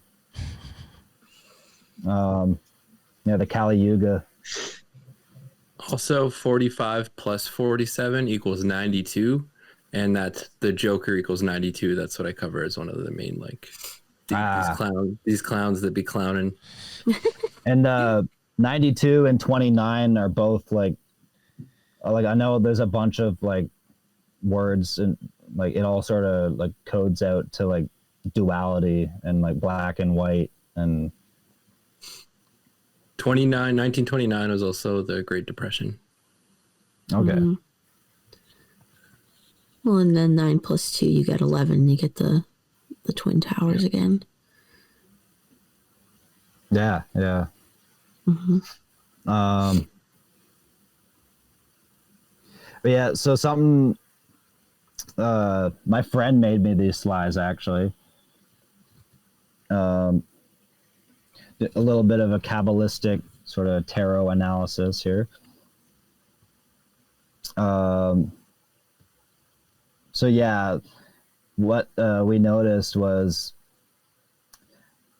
so the astrology chart for the 5th of November this year gives us this reverse pentagram, basically, in North America. It's I'm pretty sure it's upright in other places, but in America, it's a reverse pentagram. And then almost exactly a year before, on November 4th, we have this hexagram. So I don't really know how common that is in terms of charts, but I thought that was pretty unique. And this idea of like conjunction between Jupiter and Saturn, shifting of It's shifting really of weird. dualities and the end of an old empire, rise of a new empire, red versus blue, and that's the 4 and the 7. It's the power and the glory. The too, pentagram. That's the 5 and the 6 as well, right? That's the same resonance there. 5 and 6. That's the geometry of our DNA structure. Yeah, it's interesting. I just want to show this one. Right? Sorry, what were you Headless. gonna say? Maybe Headless. You might remember. I don't know if it kind of looks like it to me on this top birth chart. That red stuff in the middle of it, that's drawing on it. To me, it almost looks like the way that those sticks were laid down on one of those chicks from the Delphi murder. It absolutely does. I didn't even think about this. I saw that. I was like, yo, I swear I just was looking at that a few days ago, and I was like, oh, that was fucking JJ and Headless. That looks like the way that would definitely change the nature of that killing. I'll tell you that much. That's interesting right there. I'm not aware of this killing. Yeah, the Delphi murders. What? Delphi murder? Yeah. It was these 2 girls. I think they were supposedly like killed over by some bridge. This guy, it's this very weird case. There's like supposed occult symbolism in it, Odinists, and it's just like nobody's paying any mind to it. Yeah, it's just weird how like there's certain. Go ahead, Headless. Yeah, they just convicted an innocent man named Richard Allen that they had no evidence against, and then stonewalled the idea that it could involve this group calling themselves the Odinists, who work inside the prison there in Delphi, and they actually have prison guards with these Odinist patches, and one of the prison guards actually murdered an FBI investigator. He went to the FBI field office, threw a Molotov cocktail at the building, and then when this investigator came out, they got into a gunfight. So this thing is pretty fucking interesting, but nobody's covering it. Wow. So wait, when did this happen? I think this was 2 months ago. Really? Yeah, the case is old, but the guy I think got convicted. Yeah, not too long ago. It's a very weird. It's just a very weird case. Not to derail you again, but when I saw that, I was like, yo, that looks almost just like it to me. That's really weird. These are actually very weird charts too. I was going to say the whole case seemed like an initiation ceremony. So if that's going along with the date and time thing, that could make sense as well. Interesting. Yeah, like a ritual sacrifice. Well, didn't the Q shaman guy have Odin tattoos on him too? Oh, yeah. Yeah. I not to bring it up again, and Lux was the one who found it actually. I can't remember what kind of ritual it was, but this is going back. The Occult Rejects play within the first year. That kid was almost like on point with some sort of war ritual that Lux had found that was out of some whatever. And he was going over it, and it was very much, it was really interesting to see it in the book because it matched a lot of shit that went on with that dude, even with the type of scenario. It's hard to explain. You got to go back. People are interested. It's out there somewhere in the first year of the Occult Rejects how that guy might have been doing a war ritual. And then the interesting thing is that not too long after that, we did have some wars starting to pop off. I'll have to look into all this. Yeah. What I thought was interesting is that maybe these Delphi killings are supposed to be initiating the next step in whatever this, weird outline that we've been given with all the, end of the world type shit and UFO stuff. Yeah. It could be a lot deeper than I'm giving it credit, actually. I wouldn't be surprised, yeah. It's all some big satanic plan. Well, ley lines too. Like if you're manipulating energy on these ley lines, you're going to get different effects further down the road. Yeah.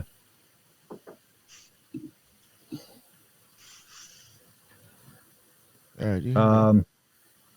Yeah, I think like this just sort of outlines Trump and his Hierophant symbolism.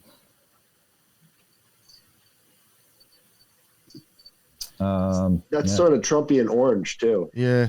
Yeah, no, it really does sort of match like with a lot of his symbolism. You know, you got the bulls there.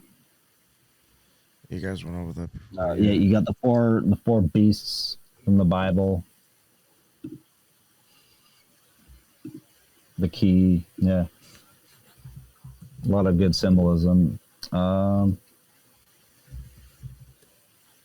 Oh yeah, but yeah, with the Hierophant, it's card number 5, but it's the 6th because the Fool is 0, and then so it's the 6th path. So the 5 and the 6 again, and yeah, and that's like Trump is sort of this. He's like this Osiris figure who's been resurrected by Satan. I get like he's possessed by Satan in this new form. I get like Trump had like his fall from grace after his presidency, and then he's had this comeback arc, and like that's the resurrection.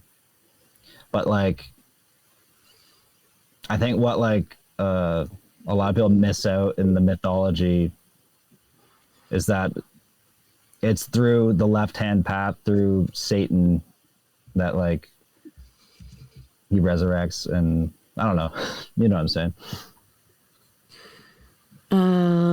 Interestingly, we're touching on the killing of the bull, right? And where is Headless here, or did he leave? Yeah, I think we lost him. Oh shoot! Okay, he would love this. So I was reminded of the Greek myth where I believe it's Theseus kills the Minotaur, and with the help of Ariadne. So Ariadne helps him by running a string through the labyrinth, so that he can find his way back out. Right, and then there's like a lot of shows and a lot of like red string symbolism. Of course, it's a Kabbalah bracelet, but also the red string is a theme, like in the show Dark, which is all about like nuclear stuff and time travel and time loops. And then also just recently with the election, there's the red MAGA bracelet. Yeah. Is a big thing, and it's basically a red string bracelet. And I'm like, is this like the killing of the bull? Like, I don't know. Is it like all tied together? I think that's really interesting. What do you think the red bracelet symbolizes? Like, is it a bloodline thing, like, or is it well, like in the story with Theseus and the Minotaur, it sounds like it's that thread, that spiritual thread, like of the divine feminine, like connecting you to your innocence. Yeah, or like to guide the masculine, right? Like towards success, or like healing, or like to inspire, finding a way out of the maze. Yeah, he ends up leaving her though. Oh. In the story. Yeah, it's pretty brutal. She helps him, and then he moves on. I think unwittingly, sort of. But yeah, I don't know. I'm not sure, like in Kabbalah, like what's it supposed to symbolize? Does anyone know? The red bracelet. I'm not entirely sure, to be honest. I wish I could, give an answer to that. I'd love to be able to. Yeah, I'm not sure really, but like I know Tucker Carlson wears one. That's interesting. What's that British politician, Rishi Sunak? Is that his name? I think yeah. He wears one. I think it's also a Hindu thing too. Like it's not just exclusive to Kabbalah. Okay. But I just thought my ears really perked up when I saw MAGA promoting, like wear your red bracelet. Yeah. I was like, what? It is interesting. Yeah. Anyway, sorry. Tied it into Dark and Ariadne. Yeah, I don't know. There's definitely something going on there. All right. Let's see what we got here. Just angel of Jupiter, angel of Saturn. Just more of that 47 symbolism too. Like you can see Jupiter, 10. It's a big 4, and then where do we go? Yeah, Saturn, lead. Sort of got the 47. I don't know. I just thought I'd include that. And then, I noticed this actually. I thought this was interesting. So, since at least 2017, a lot of like Israeli Zionists have been calling Trump like a sort of messiah, comparing him to Cyrus the Great, who freed the Jews from Babylon. Well, they found all these codes. So they found that Donald Trump's name in Hebrew equals 424, which is the numerical equivalent of Moshiach. I don't know how to say it exactly. Moshiach for the house of David. And then also like Moshiach or whatever. I think it's like a Moshiach or something. Moshiach. Yeah. In Leviticus, Rabbi Glazerson found the words D. Trump and President of the USA adjacent to the word Koresh, which is how they say Cyrus. And all these words were also adjacent to Mashiach. Adjacent. Like with like if you like lay out, I was watching a video of it, like just like the Hebrew version of their Torah. That's wild. The heck. Like just like I don't know, just like in a word search, you just find them next to each other. Mm-hmm. You can just spell these words with the Hebrew letters, and it forms all this. Yeah. Wow. Pretty weird. But yeah, so like his comparison to Cyrus sort of makes sense because he's like this Israeli messiah, but he's not actually from Israel, obviously. He's this outside, this foreign messiah. And that sort of like pairs up with the symbolism in Dune, this white savior dude. He's this foreigner, comes to the desert and becomes their god emperor. Speaking of, there's the god emperor. Wow. I don't know, like I find it funny that people were calling him God Emperor Trump like back in 2016. And it's like these memes just keep getting better and like more real. You know what I mean? Yeah. And now like this new Warhammer game is out, and well, I know for one that the right wing is huge on it. They love that game, and they love all these like Lord of the Rings, Return of the King type memes. But yeah, so I was just doing codes revolving around the Messiah and the last president, the House of David, Koresh, Cyrus, yeah. But yeah, it's pretty weird. Last president matches with Messiah Trump, matches with Robert F. Kennedy, matches with the House of David. Yeah,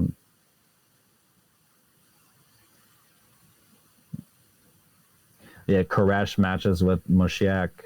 Bible codes, BlackRock. And the BlackRock is the black cube, obviously. Red pill, Ripple, there's the XRP component again, the digital reset. It's all sort of laid out in there, yeah. God Emperor matches with David Koresh, which is kind of interesting. David Koresh, the Waco dude.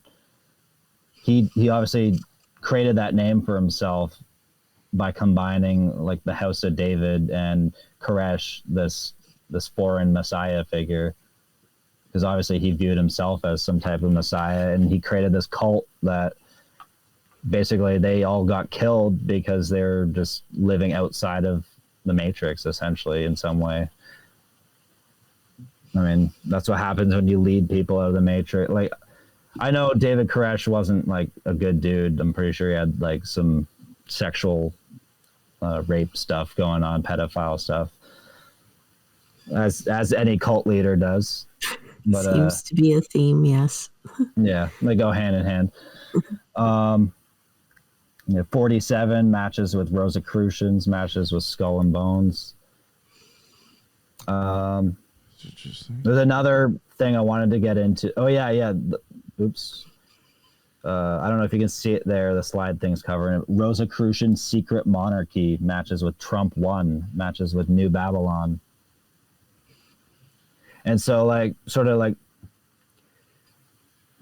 contrasting New Babylon with New Jerusalem, like Babylon being the Western world and like this old power that be, and then New Jerusalem being this new world order that's forming, I guess. I don't know. Maybe it's like the conjunction of the pentagram and the hexagram, the 5 and the 6, the blue and the red. That's sort of like you got the Pentagon in America, and then you got Israel coming into alignment, like maybe in full effect or something. I mean, they've always sort of been in cahoots, but. So comparing Trump to Cyrus, so I had to remind myself, like, who is Cyrus in the Bible? So according to the Bible, Cyrus the Great was the king of the Achaemenid Empire. So he was an emperor unto himself. He was also the monarch who ended the Babylonian captivity. Yeah. Isn't that interesting? Because you just... Yeah, he freed them from... he freed the Jews from Babylon, and also had one of the, like, greatest empires ever at the time, the Persian Empire. Well, then if you alchemize the red and the blue, it makes purple, which is the color of royalty and monarchy. So yeah, Phoenician, yeah, mm-hmm. And the crown, the guiding hand behind the dualities. And then I was playing with this idea of Trump being the king of New Atlantis, this Mason king, this Messiah figure. And like before I even looked up the codes, I was sort of like toying with this idea, like New Atlantis. And then I looked it up and I was like, oh shit, Donald Trump matches with New Atlantis. And he matches with, President of the United States matches with New Atlantis in Latin or Hebrew cipher. And this all comes back to Francis Bacon and his ideas for essentially this utopian world where democracy and reason and human rights would prevail. And he wrote this story called New Atlantis, taking place on this mythical island called Bensalem, which means son of peace. And then while I looked it up, Cyrus the Great matches with Bensalem, son of peace. And then Solomon's house, that's what he called this like college that would like rule over this New Atlantis, this college of philosopher kings. Solomon's house matches with Cyrus and matches with Synagogue of Satan, matches with Robert F. Kennedy Jr. There was another one, wasn't there? I don't know. Francis Bacon matches with 9/11, matches with Alex Jones, matches with Fool's Gold, matches with Zionism, matches with Parzival, matches with Vitriol. Like they all sort of go together in a way, like, Parzival, the pure fool who, he reaches the end of the rainbow and he's just back where he started rather than finding this treasure. And that's the Fool's Gold. And Sir Francis Bacon matches with the Dark Enlightenment. So like that comes back to the Rosicrucian idea too. They're like they were sort of like the Illuminati and like the Masons, but they weren't really for democracy. They're more like into establishing a monarchy, and I think they're like behind a lot of the fascist ideas that have come out in the past, like 500 years or 300 years. Whenever, I mean, Rosicrucians, that goes back to like the 1600s. That's like where modern politics all sort of devolves from, I guess. That's like when democracy was kind of created. And these people have always been behind the scenes trying to, like, you know, have their fascist revolution and put this monarch on the throne. And I think, like, maybe Trump, like, you know how, like, these QAnon people back in 2020 when Biden won, all the QAnon people were saying that Trump actually did win and they rigged the election. And, well, like, behind the scenes, Trump was still the president. They were saying, like, there's a lot of things they pointed out. Like, I'm not, like, super versed on all the QAnon stuff, but there were some interesting things, like the fact that, like, the registry hadn't been updated with any of Biden's orders for, like, a long time, like, when normally it's like the day after or something.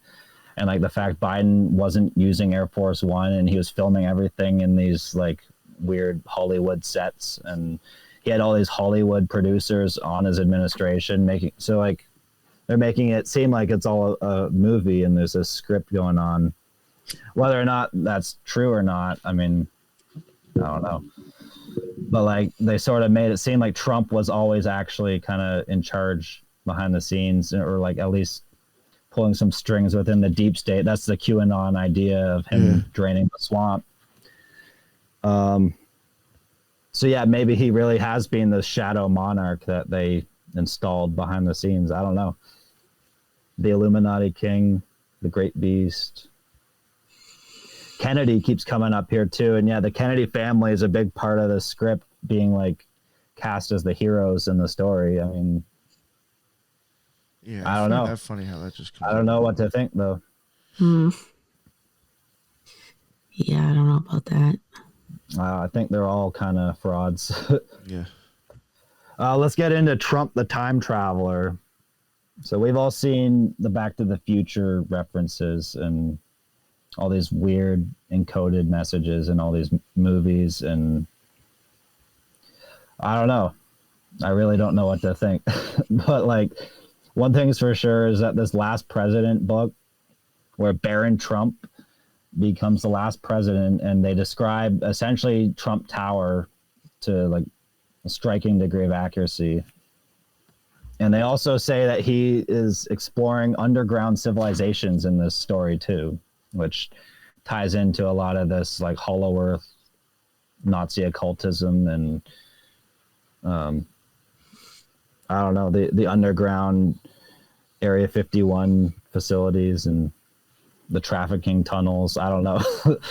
It's all sort of, it, like, all of these different ideas sort of connect through Trump, which I find interesting, right? Like he's like this nexus point for all these different conspiracies and occult ideas, all these symbols and themes. But yeah, in Back to the Future, obviously it's 88 miles an hour and then they travel time. But then, I don't know if you remember, he goes back and he hits a pine tree, and then what was once called Twin Pines Mall then becomes Lone Pine Mall. So there's that immediate 2-into-1 symbolism. And then, I don't know, there's other references in there, like, you know, when he's riding the DeLorean, it leaves this fiery trail of the two pillars, the twin flames. It's almost like a chariot too, in a sense. A chariot, yeah. The fiery wheels.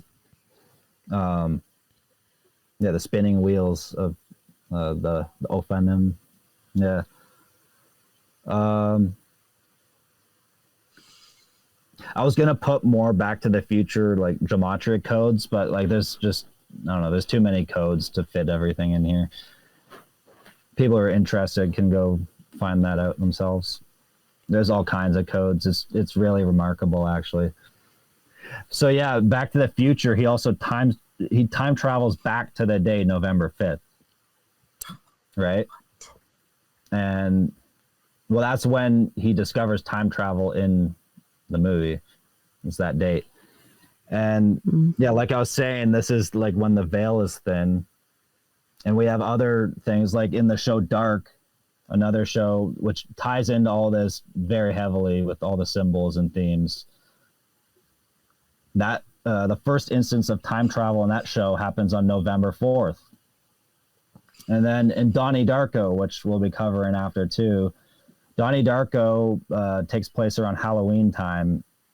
I can't remember exactly if that's when he does this little like timeline save the day thing, but it's basically, yeah, it's on Halloween. So it's kind of weird. It all falls in this time, right? And I don't know, Trump, the pumpkin, yeah, Donnie Darko. Trumpkin. Yeah, Donnie Darko, lots of good symbolism here. So it takes place in 1988, but it came out in 2001, right? And it was supposed to come out right around 9/11, actually, but then they delayed it because one of the main parts of the film is like these plane crashes that happen. And that's what causes these timeline rifts and shit that he needs to fix. Well, get this. The movie actually premiered on January 19th, 119. And then, yeah, 2001, I think like 2001 itself as a glyph, the number sort of shows us 2 morphing into 1. You got the 2 and then the two zeros. That's like you merge them together. Then that's the occultation that's happening, the eclipsing, the 2 into 1. And that's what all these eclipse rituals are signifying, I guess, to the 2 into 1. That's what the 9/11 collapsing of the twin pillars is. No, I don't know. I want to hear what everyone else thinks about all this. Like, what is the deeper meaning of all that? What exactly are they doing? Is this just the birth of the New World Order, or is this like collapsing, like split timelines, like between like the organic and inorganic timeline? I don't know, but yeah, Donnie, Donald, Dawn, the Dawn Star, Lucifer. You can see here you got the 8-pointed star in the movie cover too. It's all there. Dark O. The dark O is the dark sun, the black sun, the eclipsed sun. I think they're all symbols for the same thing in a way. And then in that movie, he's told the world's going to end in 28 days, 6 hours, 42 minutes, and 12 seconds. You add that up, that equals 88. And then there's an eclipse on his shirt, right? It's an eclipse on his shirt too. I'm not sure what it's supposed to be, but you can see like 8 points in it too. So it's like the 8-pointed star of Ishtar, or yeah, the 8-spoked wheel of Dharma. I mean, Optic nerve. All these symbols, the 88, the octopus. Now, this one was cool. What's that? I was saying what a full moon cycle is 28.5 days. So it's like right.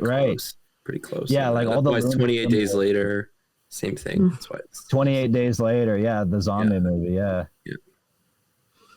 Yeah, it's weird the way they, like, all these people seem to be clued into these same codes. I don't know, like, I wonder if they did this intentionally or if it just sort of flows through the media. Like, I mean, I think it's a bit of both. Yeah, I see it because I have 2 young kids, and I see the same themes in a lot of children's movies as well, like 2 into 1, or like even in the Sonic the Hedgehog series. I think it's the second one. Dr. Eggman is in this like gigantic mech suit thing and just destroying everything. He goes, I'm going to bring order from chaos. Like he literally said the Masonic model. Like it's crazy. Masonic, right? Masonic. The hedgehog. Yeah, Masonic the Hedgehog, exactly. And then I just was looking up Order from Chaos Sonic the Hedgehog, and I had no idea that apparently comic number 169, so again the top of the arch, is called Order from Chaos Part 2, which is part of the Great Harmony series of Sonic the Hedgehog. So That's leading to a golden age. I mean, I don't know. We could say all day long, like, who orchestrates these things, but then, like, you know, our fascination with gematria, numbers, symbols, like, isn't that how God communicates? So as much as like the politicians and the planners can think that they are the ones orchestrating it, isn't it really like God has the upper hand of it all? Whether he's actively doing it or allowing it to be, he is overseeing the whole thing. I don't know. And it's like that's the All his all-seeing eye creation. symbolism too. Like it's always watching over and communicating through everything, no matter what. Like it is. Yeah, like I don't always there for necessarily. those who have eyes to see. I don't necessarily think that those symbols are like evil. Like a lot of people would like Right. slap an evil label on it, and I don't know if like what's going on is necessarily like inherently evil. Is it just what is? Like you said, like you were saying before a little bit in the beginning of the presentation, like about the Kali Yuga. It actually comforts me a lot to think that like maybe this is just the end of a cycle, and we've done this cycle before as humanity.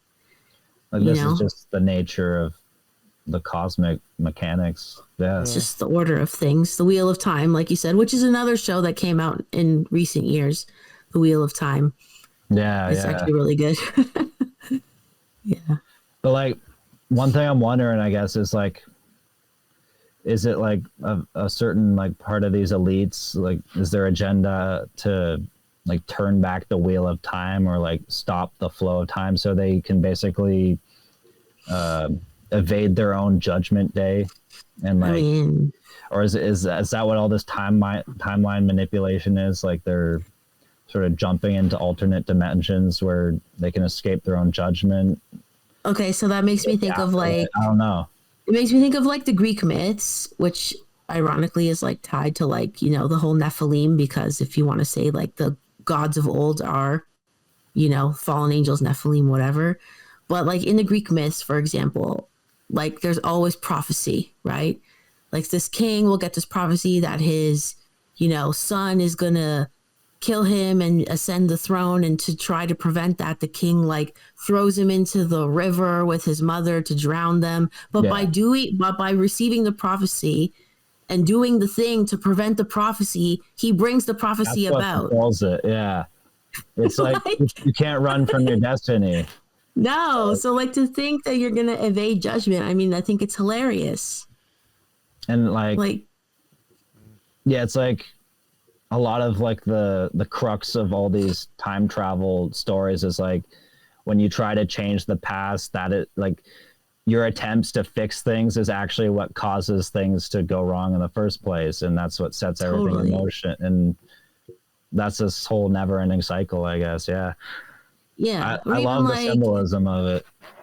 totally, and even in like in the Bible, want to make it, you know, a Christian element to it. Like if Judas didn't think what he thought about Christ and was like, oh, you know, I got to stop this dude. I'm gonna betray him for whatever 30 pieces of silver, whatever it was. Yeah, If he didn't do that, would Jesus have died the way that he did, and would we have salvation, if that's what you believe, that Right. you have salvation in the death of Christ? So like, would that have happened if he didn't betray and like do the most evil shit in the whole Yeah. world? Like, should we say thanks, Judas? it's interesting you brought that up. That's fucked up. Like, it's a No, thought. it's true. Like he's kind of he's the hidden hero of the story. Like I'm pretty sure there's other non-canon Bible books that talk about that, like the Gospel of Barnabas, I think maybe, Yeah. where like Jesus basically takes Judas aside and he's like, hey, I have this special mission for you, but you're basically going to go down as the most evil man in history. But I need you to betray me so I can fulfill my mission here on earth and, you know, die for humanity. Like it's all as part of the plan. Like people would be like, oh, Judas is in hell for sure. And I'm like, I don't know, bro. But it's the whole idea that like Oh, yeah. Like, did he just evil fulfill his necessitates destiny? good. Yeah. And Exactly. without knowledge of evil, we wouldn't be able to have knowledge of good, I guess. Yeah. Mm-hmm. Yes. So I I really do resonate with like these Luciferians who see Satan and Lucifer as the good guy, and they look up to that archetype. I think it's like a step in the path, I guess. Like, I don't know. It's definitely I think it's all that's very relevant to like the figure of Trump and what his archetype is, whether or not like, I mean, personal opinions of the man aside, like what he's done in the script and the bigger picture, I think you could say he's had a good effect on the world. It's a super fun character to watch. Yeah. That's for sure. Yeah. Well, and then like you can even think of like Trump, 2016 Trump versus like current Trump.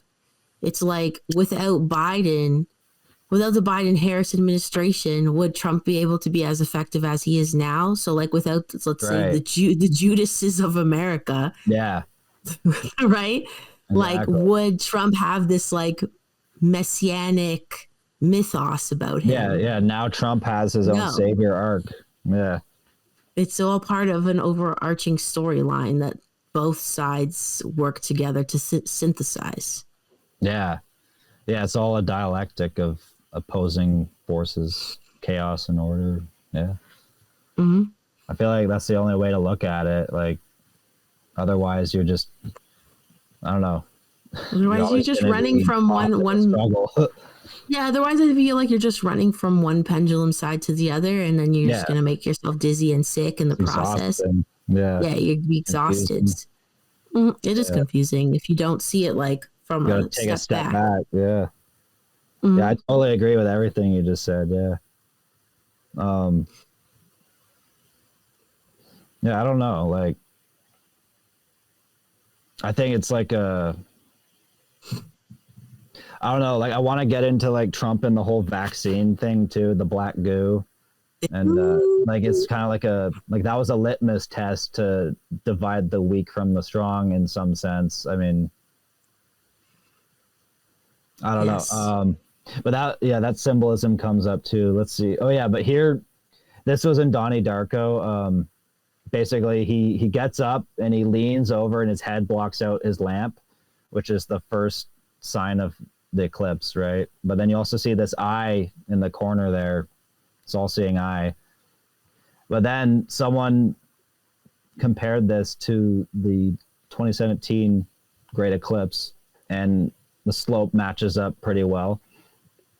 And then obviously this year we just had the other eclipse forming this big X mark in America. So I don't know what that means, but I know there's a lot of biblical codings around it. Like people were talking about this eclipse for years before it happened. And yeah, it went through like the 7 towns of Salem and the 7 towns of Nineveh, which are sort of like spiritually opposite. Nineveh is the epitome of evil, and Salem means peace. So yeah. We also have the trapezoid on the right, which is the top of the arch, is a trapezoid. And I found I haven't double checked it, but I did once find out that the original name for trapezoid was trapezion. Trapezion. Yeah. It kind of sounds cooler. Wait, so what did you say? It's the top of the arch? Like yeah, like the Masonic arch. Oh, okay. Like yeah. the keystone. Yeah. Mm-hmm. Oh yeah, that is a good point.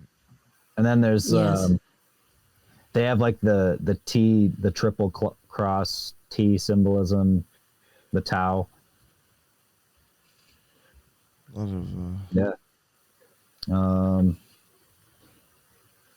But yeah, all this like 88 maybe has to do with the sun and the moon and the synchronization of its cycles for ritual means, creating these portals in space and time. I don't know.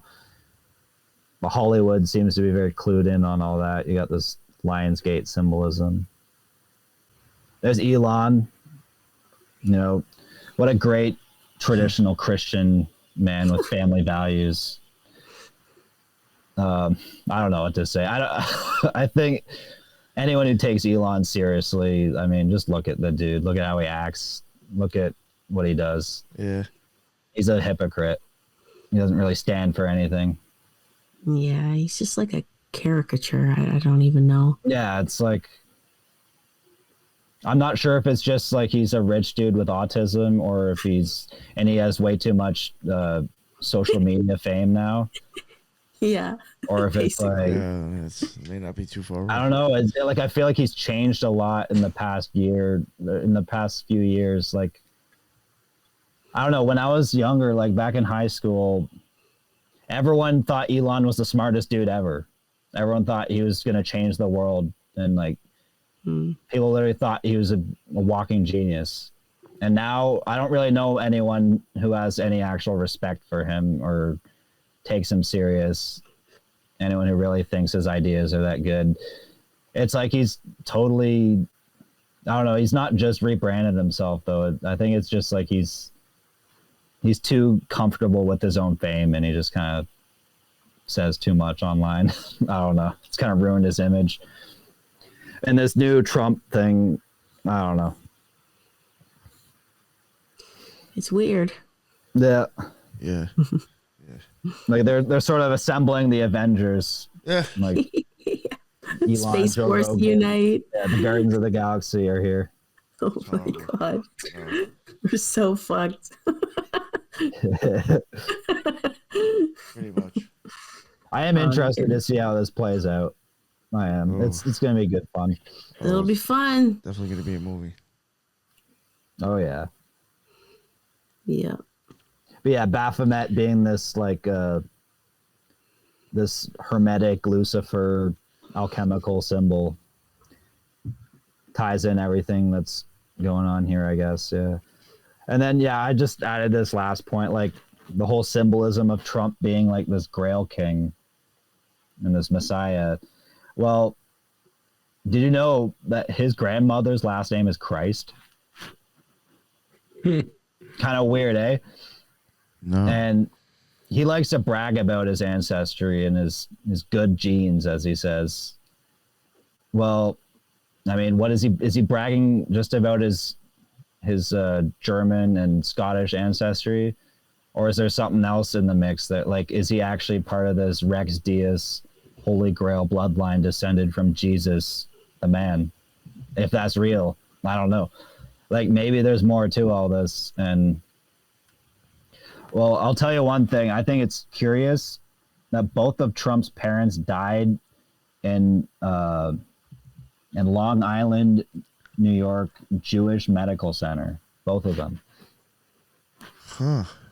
One of them at the age 88, and the other at age 93. Oh. Which I think those numbers are definitely not coincidental. I mean, they could be coincidental, but That's they're not wild. insignificant.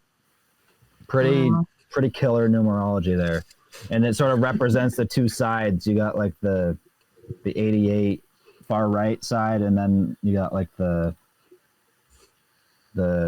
93 Saturn pilled blue pill. It's a movie I don't know. Saturn Matrix there. Yeah. So yeah, is he the Messiah? Is he a lion-like lamb or just a wolf in sheepskin? I think we all sort of know the answer, but maybe it's a bit of both. I don't know. I think I'm just gonna leave it there because yeah. Very cool. There was a lot of weird stuff with the numbers. Yeah. And again, All I think kinds of it's again like it's interesting how you'll see like a lot of things are even associated with that person's name popping up. It's just yeah, it's like I think it's fun. Like if you look up any like president and world leader in general, they'll match with a bunch of other world leaders and related people, or even if it's things just that were going on within, during that like, time, the political sphere. Yeah, and just current events. or the phrases And that are associated with. It's fucking bizarre sometimes. What I like noticing too is like over the years, like where I'll have seen like two matches that seem totally unrelated, but then given some time and context, you can come back and see that they actually totally make sense after what's unfolded. You know what I mean? Like just give it some time and we'll see how all these codes are interrelated and, you know, further connect in different ways. And, yeah. It's a fun little game. Yeah, it's a fun game. Yes, it can be. It's fun. It is fun. And It's fun. and it can help us lead ourselves and other people to new understandings and new truths. Well, thank you very much, Evan. That was an amazing presentation. It was more than I had expected, and it was a great job. Again, like at some of the matches, again, it was just some really weird shit. Yeah. TJ, thank you so much for bringing yours too. You know, I appreciate that. You weren't even like the guest, and you still brought some slides. That's what's up. That's how my man does it. Yeah. And Teresa, thank you very much for joining us. I always appreciate your take on things. You know, that's why I have you here, the Spiritual Gangsters. And unfortunately, Headless, he was using the laptop and it died. So yeah, it wasn't coming back. But yeah, so his notes will be in the bottom. I already had them introduce themselves before in the beginning. If you want to check out the Spiritual Gangsters, you want to check out TJ or Evan on their social media, their links and stuff will be in the bottom. Again, thank you all for coming on. I appreciate you spending the time and covering this topic. It was really interesting and weird, and that's what I expected. Until the next one, everybody be well. Later.